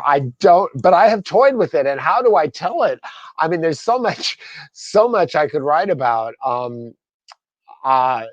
One title I played with was My Side of the Show, because I do have that's very cool. I like that. An interesting perspective on some of this stuff. But I don't know. I also thought of taking important years from my life and writing about those, which there's some, when I think back about certain years and what happened, it's pretty incredible. Bernadette says it's inspiring to see that you chase your dreams, work hard, and succeed. We appreciate you and others like you who pave the way for the next generations. And that's Thank you. beautiful. June says, Bill, I know so much more about you now. And I've done my June, job. I've done my job, June. yes, she's responsible for me being here tonight. Yeah, So she's a dear that's so friend of yours and mine, and right. suggested you come on, and I was so happy that you did. Christopher Joseph in Ohio, you absolutely love what you do. Very inspirational to listen to your testimonies. Merlin in Canada asks, Stratford Shakespeare Festival in Stratford, Ontario, Canada. Ever been there? No, and I've always wanted to go. I'm going to get there. When it comes back, we're going to go, but just never have made it, but I've always wanted to. What are some other venues that you would like to, or festivals or things like that, that are on your bucket list, places where you would like to go, Bill? Well, that's definitely one. I'm so lucky to have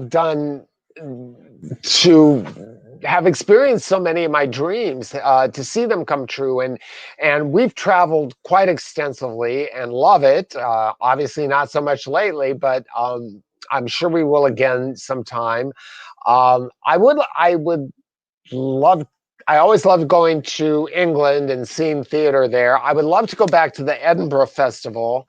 I've been there a couple of times, worked there once, and that was wonderful. Just what an experience that is. There's like 15,000 shows in 3 weeks or something. They're on street corners. They're in living rooms. It's really a wild experience.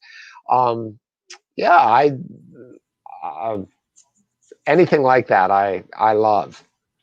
Bernadette says you can come to visit the Maryland Renaissance Festival Aha. when you're getting invitations too. All right. All right. That's cool. So we're hoping, things get under control here, so that, theaters will eventually open, performance halls will eventually open, and people will be able to get back to the theater. But again, you're doing this wonderful event that's coming up. Right. Refresh our memory, as well as reintroduce that to folks who have maybe joined us late, or they're not watching live. They're going to watch this a little later on demand on our YouTube channel in the archives about that. Sure. So this is a streamed version. It will be free, of Elegies for Angels, Punks, and Raging Queens. It's a musical, and we have 51 stars of Broadway, television, and film in the cast.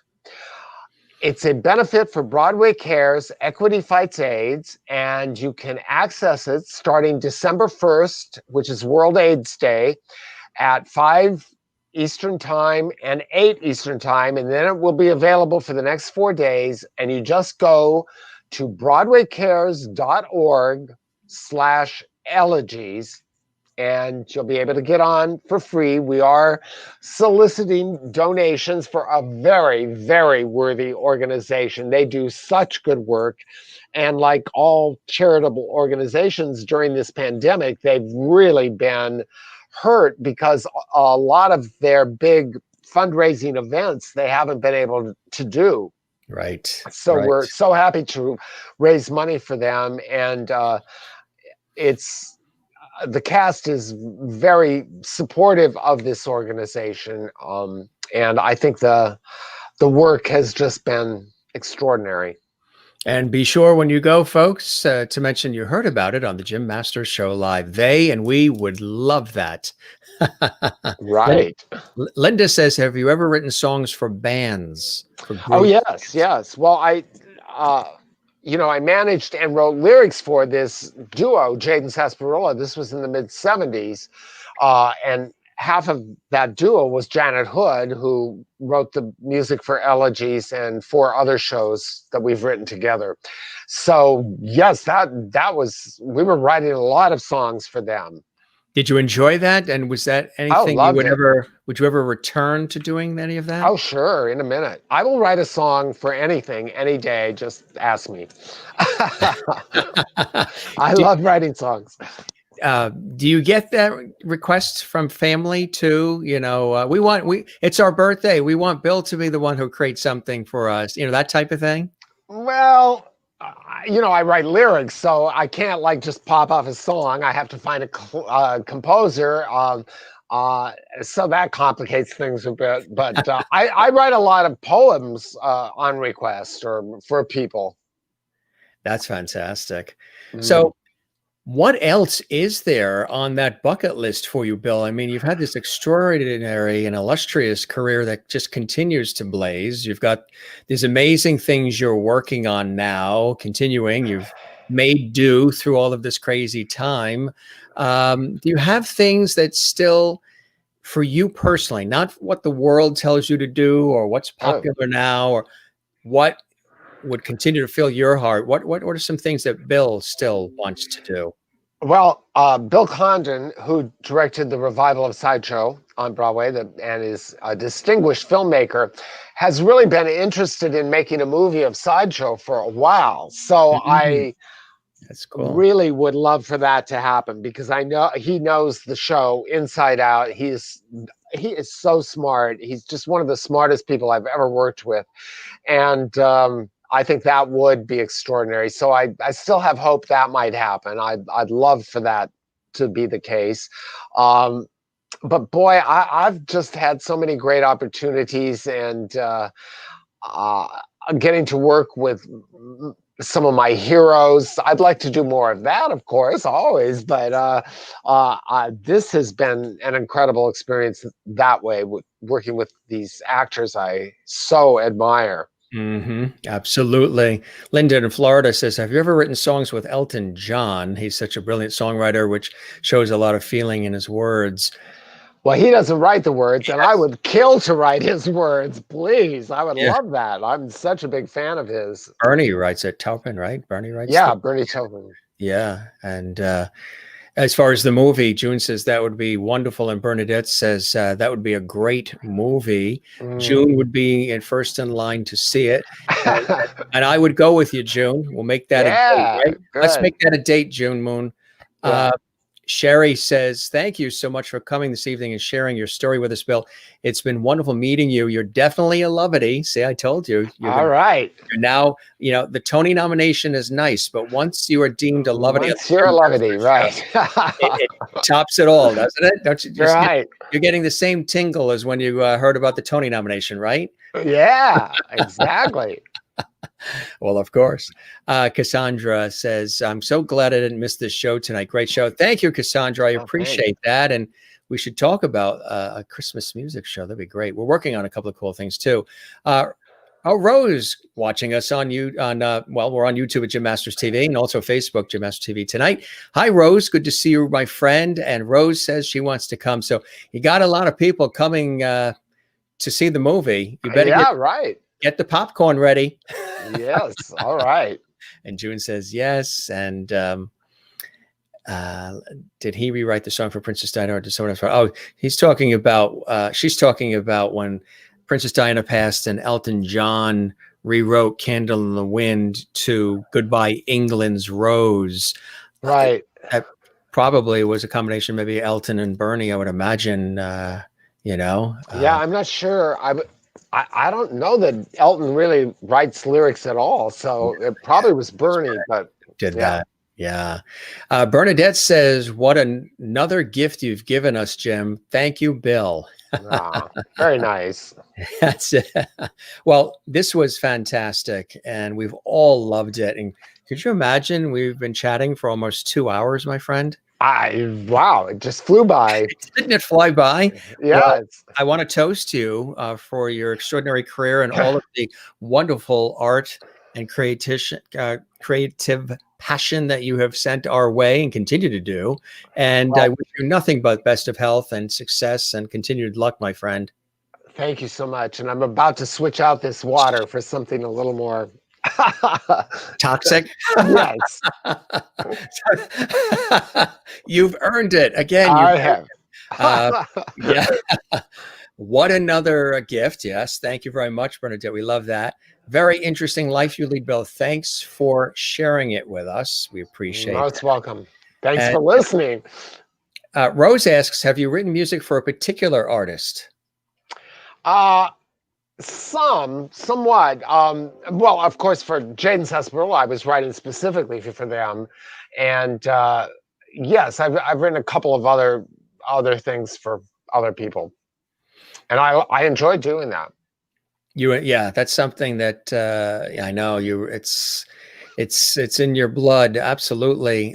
Movies are next for Bill. I get they got this movie thing. Oh, ever since I said the soundtrack, I think they got movies. Right, right. Thanks for sharing your story with us, Bill. Stay safe and be well. That's beautiful. Absolutely. Kathleen Walker in New York, Willie in the Netherlands. Thank you, Bill, for your stories. Jill, thank you, Bill, for sharing your beautiful, heartfelt authenticity with us. Wonderful. Yeah, and Juanita in South Africa. Thank you for sharing your stories with us, Bill. Great conversation. Thanks, Jim. Our pleasure. Bill, this really was sensational, and we're just really scratching the surface, but you're welcome back anytime, my friend. And I certainly hope that the show met whatever expectations you had and you enjoyed your time with me as much as I have with you. Very much. Thank you so much for having me. And I don't usually get to go on this long. Usually the interviews are very short and you have to think really concisely, but it was really fun to tell some of these stories at greater length. That's what I like to do. Everybody keeps telling me, even my colleagues in the industry, saying, Jim, you're bringing back the lost art of conversation. And a lot of times things are very bullet point and, question, answer, in and out. And I like to have a really good full-bodied conversation so people are left with a better appreciation of the work, of the craft, of who you are, who I am. And sometimes by hearing the conversations that the guest and I have, it sort of resonates with the viewer or the lovely in this case, and they sort of identify with nuances of who they are. They learn about themselves sometimes through the conversations that we have as well. And they have a better understanding of you and your passions and why you do what you do, and the ups and the downs and all it takes to be able to get to various levels in life. So that's one of the things I've always loved doing, even in my professional work. And I really appreciate when people come on and have that time to be able to really just go with the flow. No script, no pre-prepared questions, no teleprompter. We just have a good, nice, solid flowing conversation. Right. I see June Rachelson outside is saying it was great to see me, and it was great of her to arrange this. I really appreciate it. Yeah, I'm glad she mentioned you to me. Absolutely, my friend. I was very familiar with you, of course, and all of your illustrious work, but it was wonderful to have you on. Seuss's great show. Thank you, Bill and Jim. Thank you for sharing your amazing life. And Bernadette says, as always, as I always say this to guests, please stay safe and stay well. Absolutely. Use this time wisely, being creative, stay safe. Cassandra, that's why I love Jim's show. Thank you, Cassandra. And 2:50 a.m. where Lily is in the Netherlands, and she's still up and she's still with us. Probably enjoying a nice stroopwafel or something, right? She actually sent me a bunch of those from Holland for the birthday, which was really, really nice. She goes, great. Bye, bye, bye, lovely Bill. All right. Bye, bye. Thanks again. Really a pleasure. Oh, my pleasure as well. Thank you, Jim. Your show is always wonderful. Way to spend the evening. Thank you very much, Jill. We appreciate that. And work on your book. I would love to read it. I'm working on it. Absolutely. My friend, thank you so very much. This really was an honor and a pleasure, Bill. I hope we do get a chance to break bread in person soon. Yes. We're in the same northeastern United States area. We're not far from each other. So I would love it to do that. And I look forward to that. And thanks for all of the time. Almost just shy of 2 hours we've been chatting here. And it felt like it was just 45 minutes. It was really great. That's great. Thank you so much. You take care and go make that stiff drink now. I am. I'm definitely headed there. Okay. All right. You have a good night. You take care and good luck with everything, especially coming up in December. Congratulations on that. Thanks. Bye-bye now. Bill Russell, it was terrific having him on the show, and you as well. Don't go anywhere, folks. We have those cookies from our fabulous guest and viewer. The guest that was on a couple of weeks ago, Tess Labella, sent more cookies. I want to show you those. And also, it's time for Viewer of the Week. We haven't done that in a while. I should say Viewer of the Month, just about. We've been so busy lately. I've had several radio shows I hosted today and television scripts, and it's been the professional work. I'm really, really busy now. So the days are getting very, very busy. So we're going to announce our Viewer of the Week, and I'm going to show you these delicious cookies that came our way just on Friday from Tess Labella, who was our guest. Wonderful actress, comedian, voice artist, and dear friend of our show. Sherry says, Jim, another amazing show. This is exactly why we all tune in every day. There's a reason why we call you Mr. Levity. Thank you. Sherry, thank you. I really appreciate that. It's a beautiful thing to say. And San Diego checking in. Better late than ever. Hello, all Levities and guests. Good to see you, Danilo. And Christopher says, great show. Thank you very much. So first, let me show you before we wrap up here. Look at this. Look at this. This is all that's left. And these are some of the cookies. Look at this. These are absolutely delicious, made with love. Look at all those sprinkles and the chocolate. They're nice, and they're almost, some of them are almost like a sandwich. Let me bring this higher. So, I mean, look at that. Looks like a barbell, doesn't it? Chocolate on this side, chocolate on that side, chocolate in the middle. Look at that. Tess Labella made these and sent these to us. This is the second batch of cookies. She said the first batch were chocolate chip cookies. All I did was mention that I love cookies, and especially Christmas cookies too. And all of a sudden, we got all of these cookies that came up from Florida, fresh baked from Tess Labella. And then she heard I ran out of those cookies. Our house here, they were wiped out. And she said, guess what? There's another package on the way. Well, we love you, Tess Labella. Thank you very much, my dear friend there in Florida. She baked these from scratch. You can see all the different sprinkles. This is what's left from a relatively sizable box of cookies.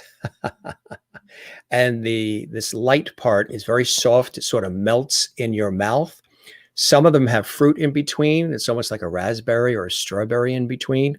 But look at these handmade cookies that Tess Labella made.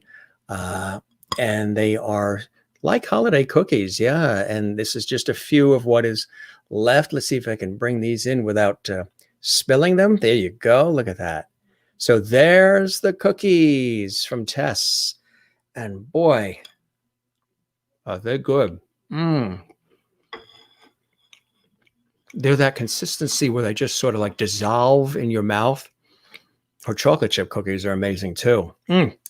Boy, when we visit family in Florida, which we're hoping to do for the holidays, not Thanksgiving, but Christmas, we'll see how everything goes with all of the COVID and everything. But at some point, we got to get down there and see her.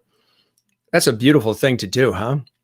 She worked so hard, and that's all that's left. You know what we had to do to be able to preserve those? Because I know, we had a big show with Phil Coulter yesterday and a big show with Matt Steady, who was from England, Phil from Ireland, and all the logistics and everything. I wanted to wait till today, to Monday, to show you those cookies. Very difficult thing to do, and did it just for you guys. The box arrived Friday, the FedEx box, or I think it went to the PO box. And, those cookies didn't last very long. We put these cookies aside in the freezer on purpose and then took them out and defrosted them earlier today so we can show you the cookies and to thank Tess on air live for these beautiful cookies. Also, we want to tell you that we have an amazing guest tomorrow, and we're going to show a couple more viewer comments you guys are posting away here, which we love. We got a great guest tomorrow. He's an actor. He's a director. He's also coming in from the Seattle, Washington area. This is Ned Farley. Ned is going to be here. He's also a clinical psychologist as well. So he's got an amazing background in so many different areas. We're very excited to have him here tomorrow. Now, that's going to be 4 p.m. Eastern. It's going to be earlier tomorrow. So that actually works out for a lot of folks watching in some of the other time zones. Ned will be with me live exclusively on the Jim Masters Show live on YouTube and on Facebook at Jim Masters TV. And that'll be tomorrow, Tuesday, 4 p.m. Eastern, 1 p.m. Pacific. It's a very special time. Also want to let you know on Saturday, very well-known popular actor, Tony-winning actor and singer, John Lloyd Young is going to be with us this Saturday night. Yes, this Saturday night. He's going to be with us this Saturday night, and we're looking forward to that. That's going to be on our YouTube channel, 7 p.m. Eastern, 4 p.m. Pacific on our YouTube channel. John is going to be with us, which is going to be exciting. We thank once again Bill Russell for joining us here on the show. An amazing guest. It was a pleasure having him here, and hopefully you got a chance to learn a little bit more about him. Yes, delicious. Those cookies are really amazing. We're going to do the Viewer of the Week in just a second as well.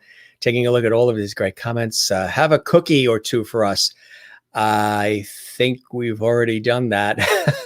Those are the only cookies left, and we had to hide them in order to be able to show them on the show today. Otherwise, they would have been long gone. Long gone.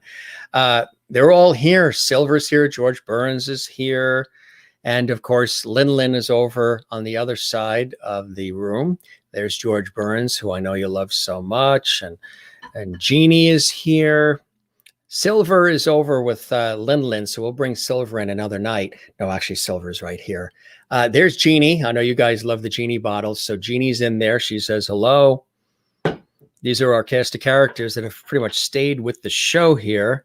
And I think I had shorter hair when I brought these on. There's Jimmy. Just for you, Linda. There you go. Jimmy. And Silver is here. And I don't know, Linda, if you saw the big, huge panda that came. Lin, I mean, huge. We'll have to bring Lin in one of these days. Lin is over there. There's Silver for you. Looking right at you. So cast of characters are really happy. We're all happy, and more comments coming in. Just taking a quick look. We really love how the guests feel being interviewed by you. So I toast you, Jim. Thanks for one more show. My pleasure. My pleasure. And for you to be watching so late in the hour there, Carla, where you are as well. I think it's 10 o'clock where you are there in beautiful Brazil. If you missed any of the shows this weekend, Carla, they're on YouTube. Very, very musical. Lots of live performance and really cool shows from Ireland and England this weekend. Thanks for a wonderful evening, and thank you as well. It's always a pleasure to have you here from SoCal. We love it. June, mail me one. Absolutely. I'll put one in the freezer for you. Maybe. Knowing Tess, by the time I see you, June, she'll have another 24 coming north.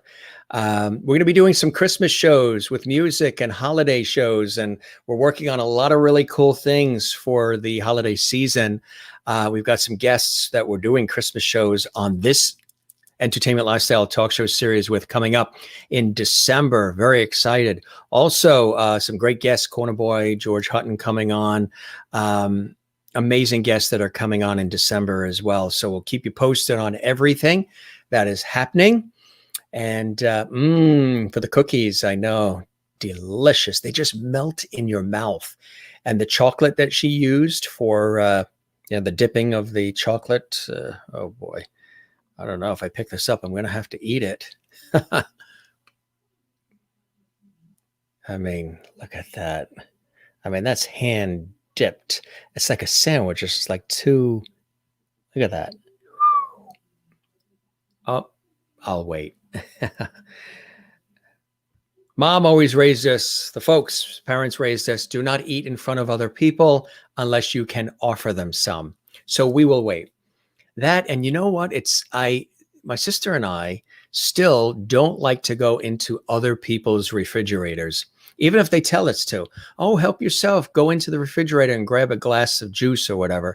For some reason, we still feel strange about going in, just freely going into other people's refrigerators in their houses.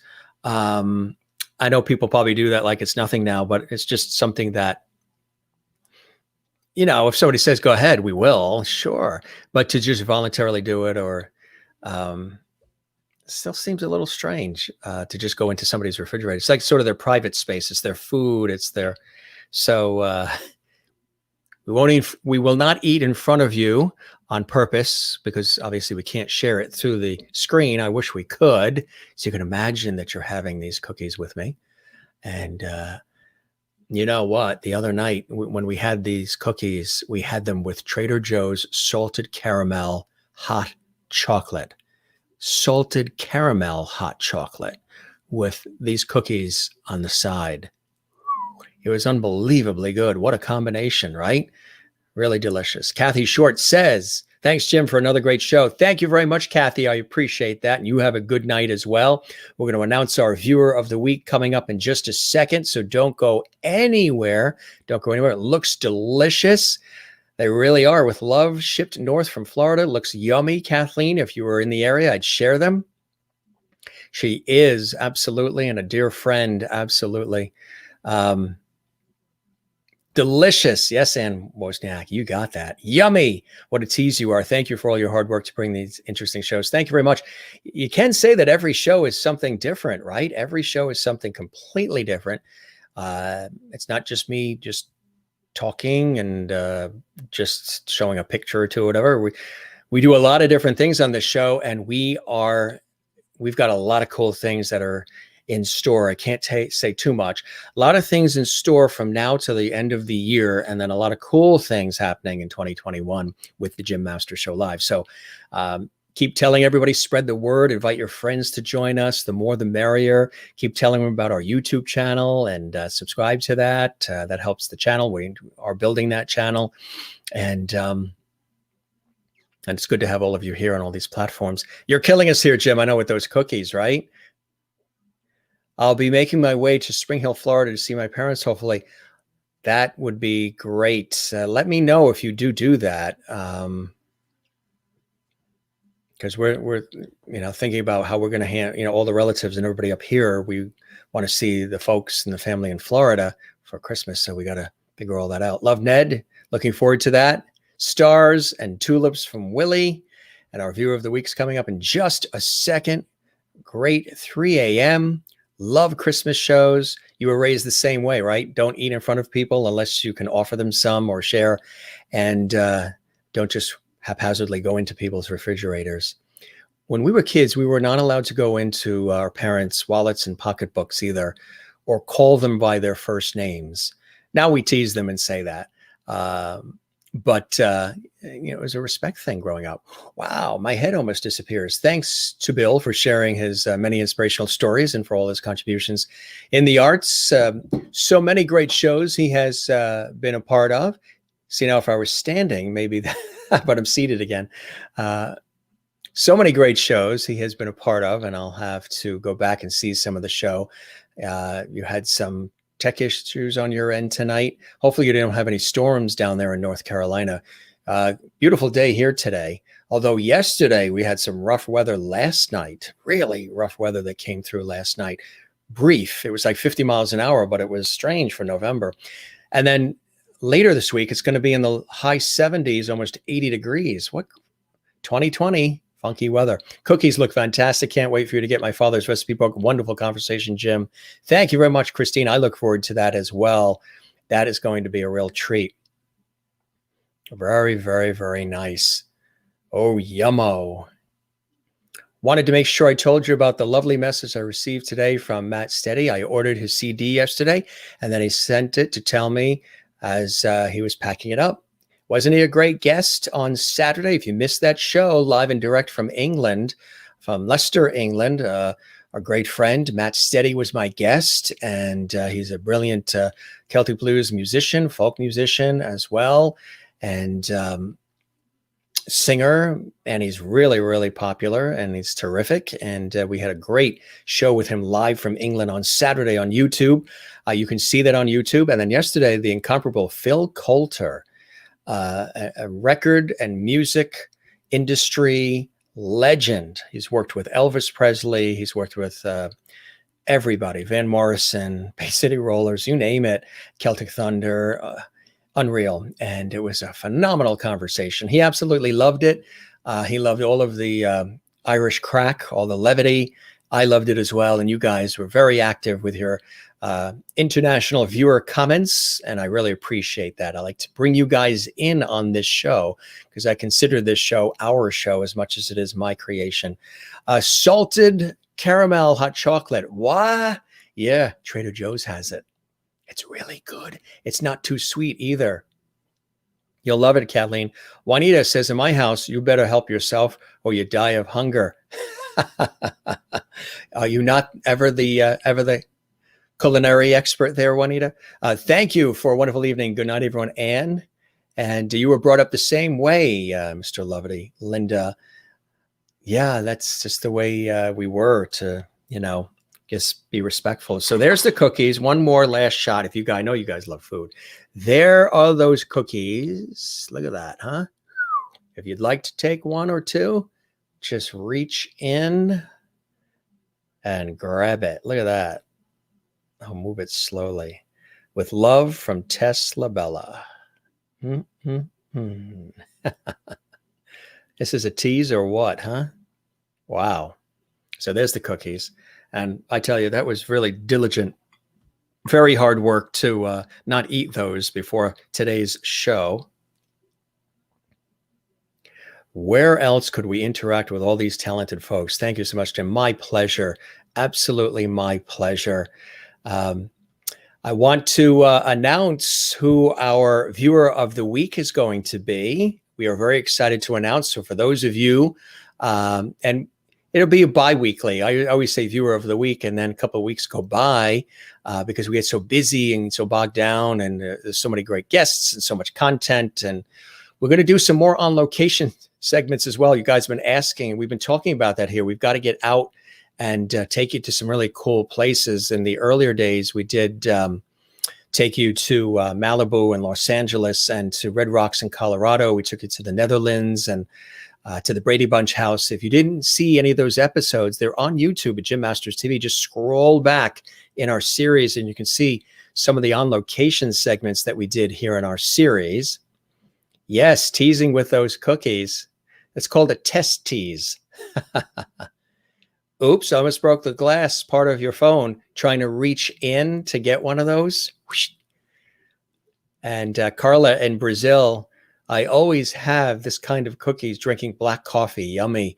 Yeah, these they sort of just they melt in your mouth. It's a light vanilla flavor, almost like a meringue sort of flavor, sort of.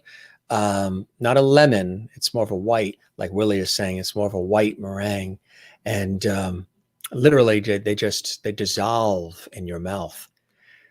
Really good. That's the bottom line. They're really, really good. Just want to let you know also originally from Riverdance and the High Kings that our friend Darren Holden's coming in December as well. Really excited about that. So that's going to be cool. And it's time to announce our new viewer of the week. Let's say congratulations to our viewer of the week. You know who our viewer of the week is this week? Bernadette Vidal. Congratulations to Bernadette Vidal. Yes, yes, yes. Congratulations, Bernadette. You are our Jim Masters Show Live viewer of the week. Yeah. Hey, really exciting, right? We toast you. We toast you. Yes, I know a lot of you are still asking, what about T-shirts, mugs, hats that's, have the Jim Masters Show on it and Lovity. We are working on that. We've been working on that for a while. We're working with a designer. We've had several people approach us about a lot of different things. I can't tell you the amount of people that approach me about a lot of different things involving this show. All kinds of different things. And one of those things is logos. So I do have a friend actually that creates logos. So we're working on the designs. We're putting that all together. And hopefully we should have things like that, shirts and mugs and hats and other cool things that reflect this show and reflect our audience. Congratulations, Bernadette. What? She goes, what? What? Thank you so much. You've been here all the time. You've been on YouTube. You've been on Facebook. You share the links. You tell everybody. You've been very gracious to our guests. You're very positive about our show. I know your family watches, you love it, and you're a good egg. So we ran the numbers. We put them in our secret machine, went in there, and then bing, out came Bernadette Vidal. So congratulations. And again, we toast you. And if we could send you a cookie, we would.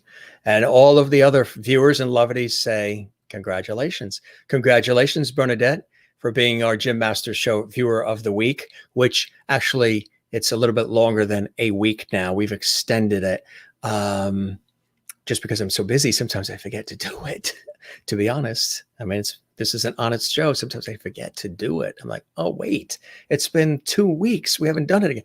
So because there's other, more monumental things like putting the show together. So congratulations, Bernadette, if I can speak here, from Willie, who was also she's a top fan too. You don't know how excited Willie is that she became a top fan on our show. Finally, Facebook gave her that top fan designation. It's not something I can do. It's something that Facebook does. And June says, congratulations to Bernadette. One day I'll reach the goal, be a viewer of the week, plans to 2021. You never know. It might be even before that, Carla, because you're here all the time from beautiful Brazil, and that's a lot of effort. So we appreciate that. And you send congratulations to Bernadette. Juanita in South Africa does. Yay, Bernadette. And congratulations, Bernadette, from Anne. I mean, what other show does this for you? This show has everything. Cast of characters, food, great guests, host chat, viewer interaction, entertainment, comedy, inspiration, information. We do it all here, and we've got a lot more coming your way. Things are just growing by leaps and bounds, including my hair. Sherry says, I'm going to go back and rewatch the show with Phil Coulter. Can't promise I won't need a tissue again. I did that last night. Sometimes I'll rewatch a show a little bit later, either the same day. Sometimes I watch it a couple of days later because I watch it from a different perspective as being a host and executive producer. I'm looking for various things to perfect, to tweak, to alter, to change, to add in, to subtract out. Coming from my TV background, I use a third eye when I'm looking back at the shows themselves. Because we produce this like a television show. That's how this is done. It's like a TV show. So like a talk show on TV. It's just we happen to be using the internet as our way to get it to you at this moment. But so I look at it, I need to look at it removed from the emotion of putting it together. And then I can really enjoy it. And last night we were up till about 3 a.m. and watched the entire episode from yesterday with Phil Coulter and all of you. And it was a great show. I have to say so myself. It was really good. There was a lot of content, a lot of elements to it. A lot of, he was in Ireland, and there's just a lot of things happening behind the scenes to make it happen. And so there's a lot of work that goes on, but it was a good show. And all of them, Matt Steady, I mean, all of them, good stuff. Congratulations to our wonderful, lovely viewer of the week. That is, of course, Bernadette, who is still in shock. What? Thank you so much, Jim. She's jumping and dancing around, I am sure.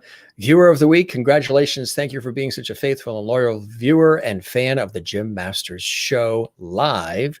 We celebrate you. Lady Bain does it as well with claps, and Willie and everybody here. Jill and Anne and Kathleen did it, and Juanita and Carla, and lots more flowers and all from Willie and Marilyn, and cheers from Linda in Florida. And let's see. Oh boy, lots of levity here. I love the way you guys, our viewers, support each other as well. Congrats and congratulations from Sherry, and thank you all again. Jim, I'm honored. Hugs. Oh, it is my pleasure. My pleasure. I'm a big believer in, celebrating all of us, because it takes a village to put a show like this together. And I certainly know that. And I look forward to seeing your smiley faces every day, and more new people discover our show. How can you help the show? People ask me all the time, just continue to spread the word. Tell your friends, family, loved ones about it. Post about the show. Share the links.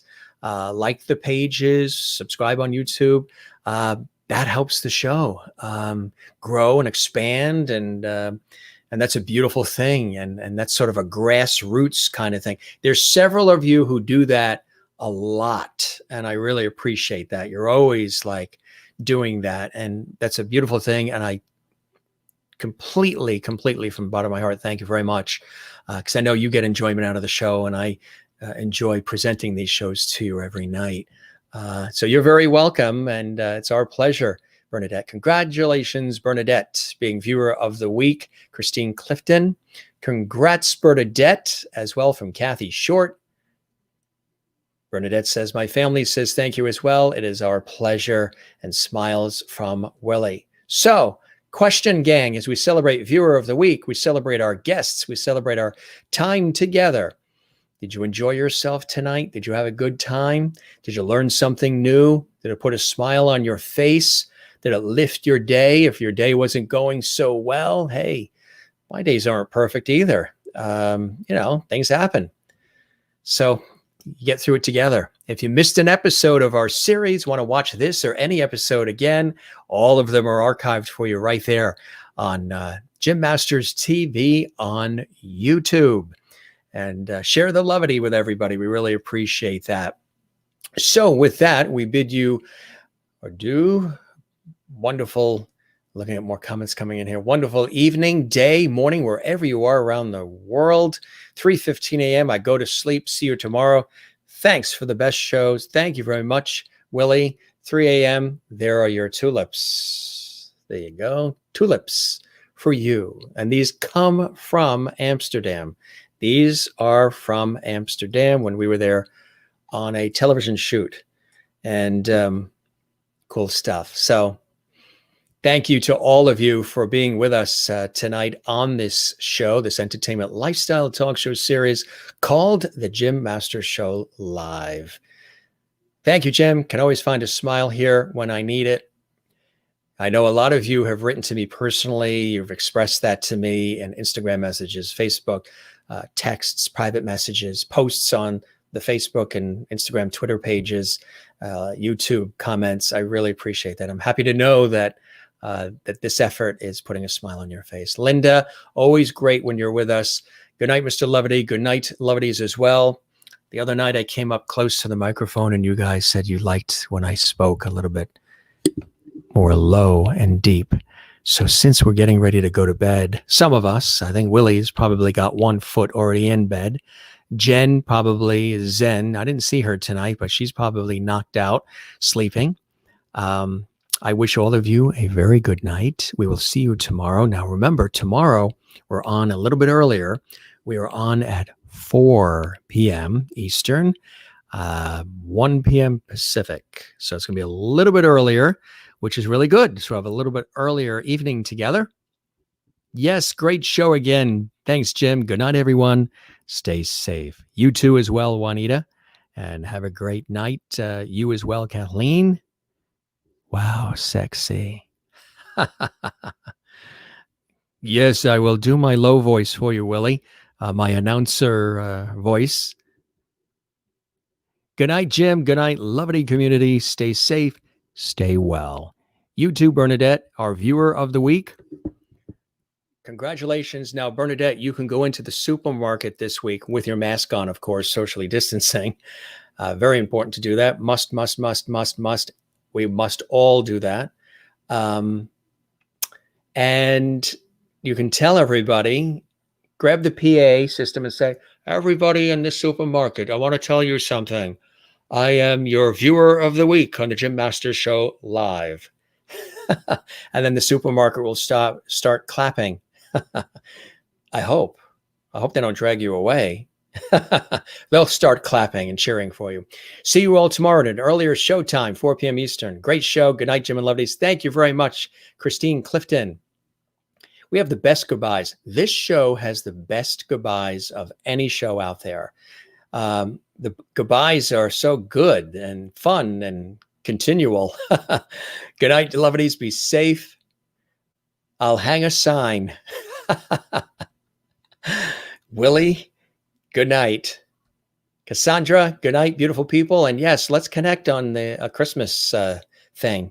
Let's email, text each other, my friend, and put that together. That would be cool. I would love that. Get a t-shirt. Yes, we've got to do that. We're working on that. We got designs being made. So we're working behind the scenes on all of that. Couple of things here. Don't forget to smile and share the smiles with everybody around you. Don't forget to share the levity, of course. That's become part of our show. And I'm glad that it did. It was an accident, but it's pretty cool. And really nice. Don't forget to find your Zen place. We all have our Zen places, so don't forget to find your Zen place. Now, my Zen place happens to be with loving family and friends. That's always the case. Loving family and friends. It is also with colleagues. It's my work. It's a true joy, to be doing this as well with my work. And I just totally enjoy all of this. And I hope you guys too. I hope all of you are enjoying the time with us here. And the ocean, of course, I've mentioned this multiple times. The ocean for me has always been, and that's basically because we are, near the ocean, and I grew up near the ocean as well. And it's a blessing. And I'm looking at the Facebook page right now too, as well as looking at the YouTube page. A lot of people checked us out tonight. That's really nice. So there you go. There is our Zen place. And of course, when I'm doing my work in television and radio, here, there, and everywhere, that's a great Zen for me as well. Being in the various studios and the various locations, those are Zen for me as well. All right, gang, we're going to duck out. Thank you very much for joining us here. You guys have a beautiful rest of your evening. Good night, all. It's been a pleasure. Absolutely, Kathy. It's always a pleasure when you guys are here as well. So have a good night. Thanks for being with us. We enjoyed Bill Russell. We've got Ned Farley tomorrow, 4 p.m. Eastern, 1 p.m. Pacific, right here. It'll be on YouTube and Facebook at Jim Masters TV. All right, gang, we love you all. We thank you very much for your time and attention. Really cool having you guys here. Avida Zane, sayonara, cheers, ciao, good night. We will see you tomorrow right here on the Jim Masters Show live. Love you all. One more comment coming in. Always does. And it's a good one. May God be good to you all. Oops, typo. I like that. God. We got it. We got it. Thank you. Beautiful words, Bernadette. And enjoy your Viewer of the Week crown. The crown has been passed to you. Wear that Viewer of the Week crown proudly all around town. Good night, all. Thanks for being with us on the Jim Masters Show live once again. We love you all, and we will see you on Tuesday, I think. Another comment coming out. Ned Farley says, oh, wait, there he is. Was looking forward to watching your time with Bill, what was teaching. See you tomorrow. So you can watch it. Ned is our guest tomorrow. 4 p.m. Eastern, 1 p.m. Pacific. And you can watch this on YouTube at Jim Masters TV. Ned, if you haven't subscribed to the YouTube channel, give it a nice subscribe. You can see the whole show that we just did with fabulous Bill Russell.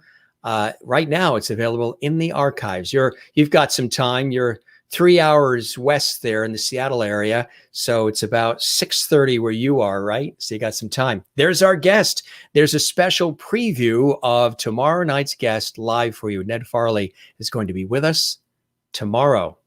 There he is. Good to see you, Ned. Welcome. We'll have some fun tomorrow on the show.